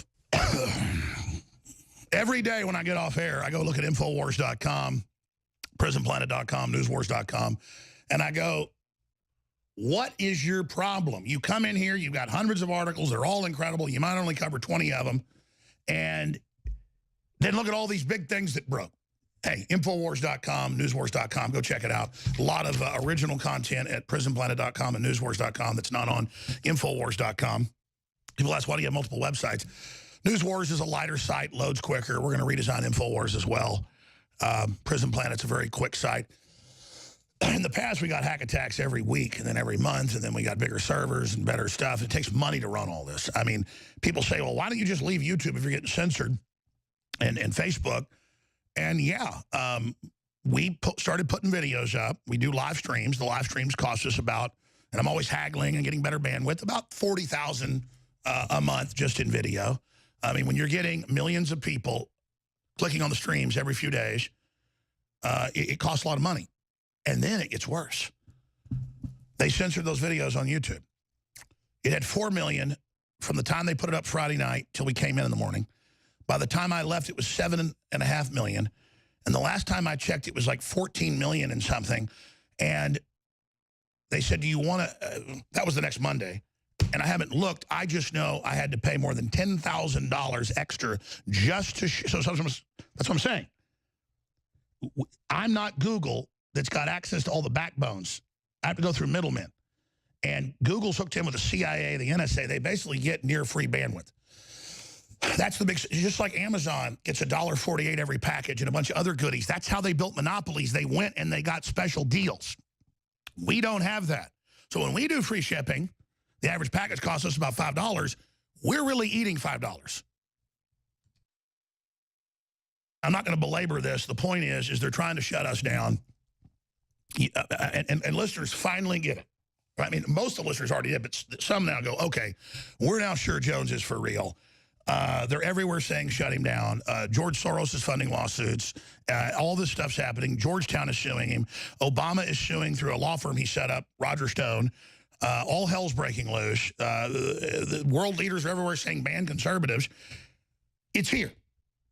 And it feels so good to talk to the lawyers, to get a budget. Some of the lawyers are doing it at cost for the lawsuits I've got to file. They're doing it for lawsuits we're going to file. Or they're going to take it pro bono because they care. And they're getting, the ACLU wants to get involved and a bunch of others. So that's how big this is, okay? That's how crazy this is. And, you know, the Thomas Jefferson Center, all this stuff. So that's all happening. But this is going to take money to fight. This is a war. And I don't want to encourage them that these lawsuits will probably already hurt some of the new hiring and hurt some of the bonuses of this great crew in here. And I got other tricks up my sleeve, but I don't want to have to do private offerings. I don't want to have to go to my dad and say, let's sell the farm, which I can do. Because all it is, I love it, and it's great, but it's in East Texas. I never go there, and it's a hassle, and you just pay taxes on it, and we don't. They made it where agriculture isn't profitable, but it's got some minerals which we don't get because they've driven them down. But you could sell it for a lot. And I was just, I mean, I say this on air because I will get my dad to sell the farm, and I've never got any money from my dad to run this operation, none. But he does work here because he's a really great guy and helps with the patents and all the rest of the stuff. And I'm going to go to Roger. It's just I needed to rant about this today. I'm totally committed because the country's the farm. And if we lose this, we'll lose everything. I'm never giving up. It's not like I go, oh, they're attacking me. Oh, God, I won't be able to stay in the nicest suite or fly first class. It's about not letting globalists run my life and run your life. So I need people to go to InfoWarsStore.com and sign up for AutoShip. These are all products you need. Spring's coming up with the biggest selection of non-GMO heirloom seeds, the best selection of emergency radios, all sorts of tactical gear. We get, 20% off the sale of the Spikes Tactical and all their gear. It's one of the best companies out there. Promo code Alex. If you just shop with us, they're not going to be able to beat us, and I've already knocked out 6 of the 12 lawsuits, but those are just the really stupid ones. Some of these are going to cost a lot of money, and if you help us, we win. If you don't, they will knock us down as the lead elephant, and they're going to shut everybody else down, just like Matt Drudge came here to warn you in this studio, and here only 2 years ago. Okay? So this is it. InfoWarsStore.com, InfoWarsLife.com, 888-253-3139. I pay Roger a salary for the great work he does. It's nothing near even his legal fees. With all he just won a defamation suit against him in New York. Still cost him a ton of money. He's got Obama suing him. People say, oh, well, we better get away from those guys. No, this is the fight. Just like my grandfather, in the B-17 or the Liberator before that, flying in over in Italy and North Africa. And they knew where to go because the Germans would have their flak up. And they'd see the big flak cloud of exploding shells and a debris falling at 300 miles an hour, and they'd fly into that flak and watch the other planes blow up, their buddies die and everything, but they were all smiling the whole way because they were men. Well, then the least we can do is fly into these stupid lawsuits and George Soros them, because here's the deal. It's going to blow up in their face. They're going to get countersued, and Soros can always overthrow another country and steal their money. He has unlimited, but their minions that want to be little celebs and all the rest, they're going to, to win these things, it takes PIs. We spend a lot on that. That's how we clean people's clocks. And we've got other things, okay? So all legal and all lawful, but I need a bucket of money. This is a war. This is 1776. I'm willing to be up here on the parapet, go 100%. I want to be here. I'm not bitching. I'm not complaining. I'm not saying you're not great. I'm saying I need your support because let me tell you something. The infiltration, the manipulation, you've all seen it in just the last month. They're letting me know the war is on, back off. And it's like, wow, I didn't have this much energy in the last decade. Thank you. But that's because I know we're better than them. We're going to win, and I believe in you. Myco ZX Plus, now stronger, now less price because we did a big year contract with them. We're scaled up. So it's selling out for 6 months or whatever. It's very hard to procure organic forms of it. We've got it. It's there. Flush out all the different, plant-based stuff, the fungus, the mold, the yeast. Get it, it's back, InfoWarsStore.com, InfoWarsLife.com, or 888-253-3139. And, of course, we've got hundreds of other items. Just go there today and sign up for AutoShip. Cancel anytime. Cancel anytime. Wow, I didn't know Michael ZX has a 100% recommended. None of other products have that. The average on out of tens of thousands of reviews for all the products is 4.8 on Power Reviews. And BuzzFeed did an investigation, checked it, put their own stuff through, and found out it was real and couldn't even publish the article, I was told, by Power Reviews. They thought it was, even though they're one of the most respected sites, they thought somehow I'd paid them for this. Pathetic. Pathetic. From Crap Feed.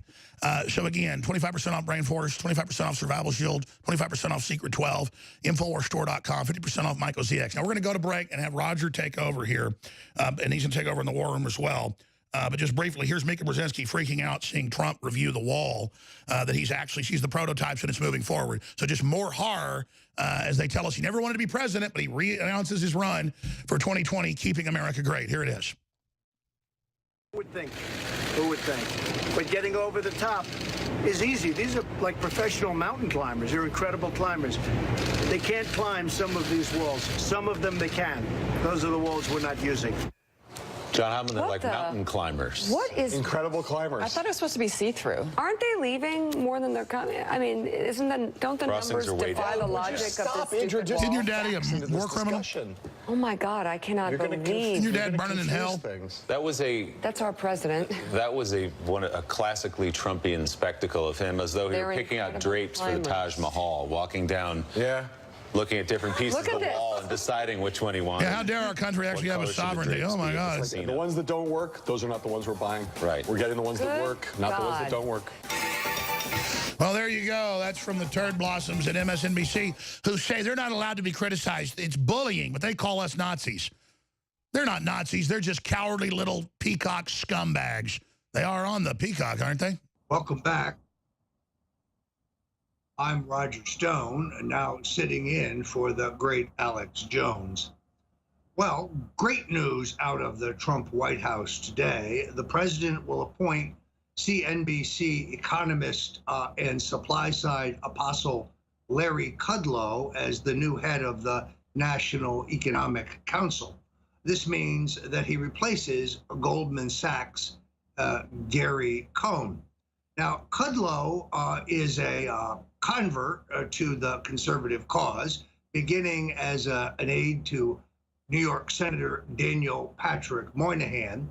Kudlow had a complete odyssey and has become the country's single most prominent advocate for monetary reform and tax reduction as tools for economic growth. It was Larry Kudlow and his associate Stephen Moore of the Heritage Foundation that helped candidate Trump formulate the single most dynamic pro-growth economic plan of any of the Republican candidates for president. Now, finally, the president has an advisor who shares his stated view for a boom economy through reduction of tax rates across the board. Now, while Kudlow is not an advocate for the president's tariffs or his talk of tariffs, he will not countermand his president in public as Cohn and others did. I think Kudlow understands that the president is using the cudgel of tariffs, the threat of tariffs, to open the door for new negotiations. In fact, Kudlow knows that the president has already taken the single greatest step that he can take in terms of redressing the trade balance by lowering the tax rate on all businesses and all corporations, big and small, below that of the corporate tax rate in China, Mexico, Japan, and Canada. This is the true answer. Now, finally, we have a true blue Trumpite, someone who advocated his candidacy and helped with his election as the chief economic advisor to the president. This is extraordinarily good news. Now, if you've followed InfoWars, you know that we were the first major news organization to tell you that Secretary of State Rex Tillerson would be out. Initially reported that he would be out by the end of the year. Then I amended my report to say that after a dinner with General Mattis, General Kelly, and Mr. Tillerson, that the new Secretary of State would be named in March and that Tillerson would hold on until then. The firing of Tillerson gave way to perhaps the greatest headline of all time after the original. The New York Post says the worst Rex I ever had. A riff, of course, on their famous iconic headline regarding Donald Trump and his second wife, Marla Maples, who said it was allegedly the best sex she had ever had. A terrific riff there by the New York Post. The truth is that Tillerson and the president clashed over the Iran deal. The president is looking for the exit. He knows this is a lousy deal. He knows we have massively overpaid for it. He knows that there was cash going to the Iranians that were never made clear to the United States citizens, the taxpayers. He knows that the Iranians cannot be trusted not to cheat. In fact, they're most likely cheating as we speak. And therefore, I think the president, who knows a bad deal when he sees one, is committed to ending this one. Tillerson disagreed. They also clashed on the question of North Korea, where the president wants to engage in personal diplomacy, following it every day, carefully baiting the North Korean leader, alternately praising him and attacking him, but above all, bringing him to the table. This is a classic example of the use of what President Richard Nixon called the madman theory, as recorded by Secretary of State Henry Kissinger. This is where your opponents fear you. They know that you are prepared to go to any length to smite them, and that they're better off negotiating than running the risk of endangering themselves by firing your ire. In this case, they knew that Barack Obama was a cream puff, a marshmallow, who said that we would draw a line in the sand and then stood back helplessly while our adversaries stepped over it. Not so a Donald J. Trump, and therefore his personal diplomacy is working. Those in the mainstream media, the rabid dogs now nipping at my heels with fake news about my association, or in this case, non-association, with WikiLeaks and Julian Assange, they are apoplectic over the president's breakthrough. Only weeks ago, they were telling us about the danger of this saber rattling, that Trump was trying to get us into World War III, that his policies and his approach to the North Koreans were too bellicose. Where are those carping critics now? Well, I'll tell you, they're busy impugning me with uncorroborated witnesses who can say anything they want. Sean Hannity is absolutely right about this. Journalism is dead in America. The idea of two sources, the idea of credibility, the idea of evidence and proof are out the window. We can file multi-million-dollar lawsuits against Alex Jones and InfoWars, or against Roger Stone, or against Lee Stranahan, or against any number of conservative voices. We don't have to have evidence. We don't have to have proof.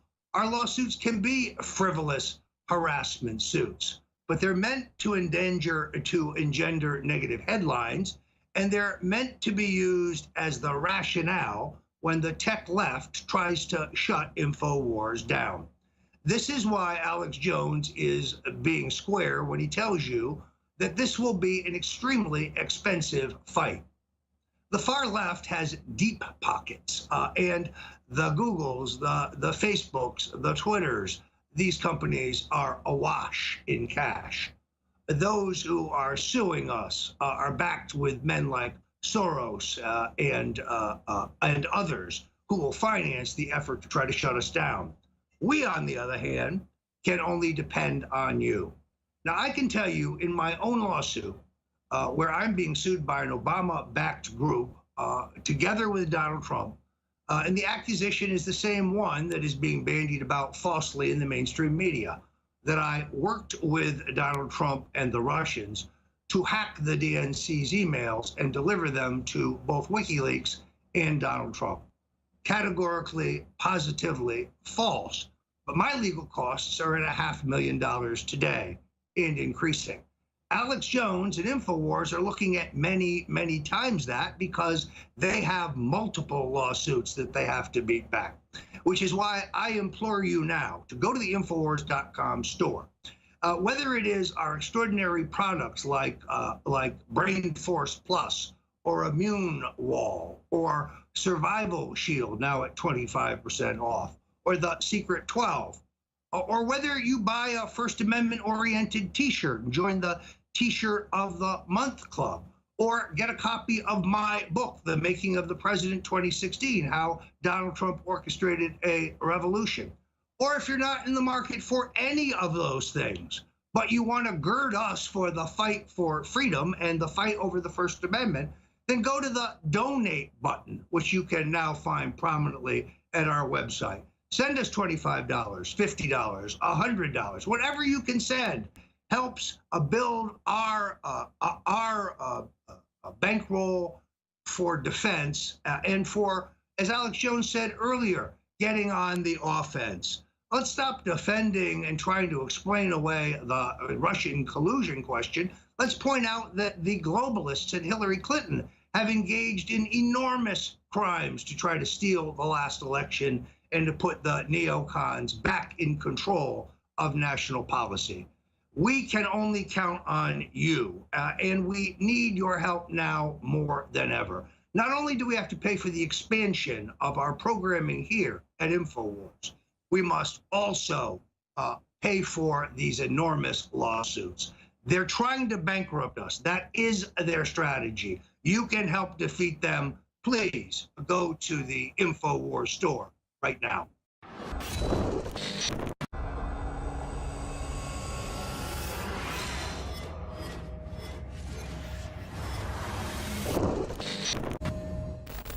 It's also what happens when you listen to the radio host, Alex Jones,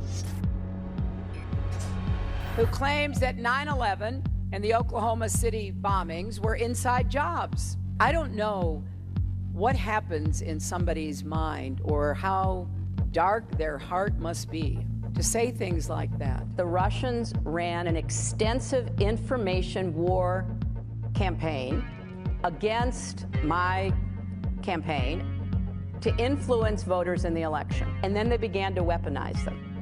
And they began to have some of their allies within the internet world, like InfoWars, take out pieces and began to say the most outrageous, outlandish, absurd lies you can imagine. But Trump doesn't challenge these lies. He actually went on Jones's show and said, "Your reputation is amazing. I will not let you down." Waging war on corruption. It's Alex Jones coming to you live from the front lines of the InfoWar.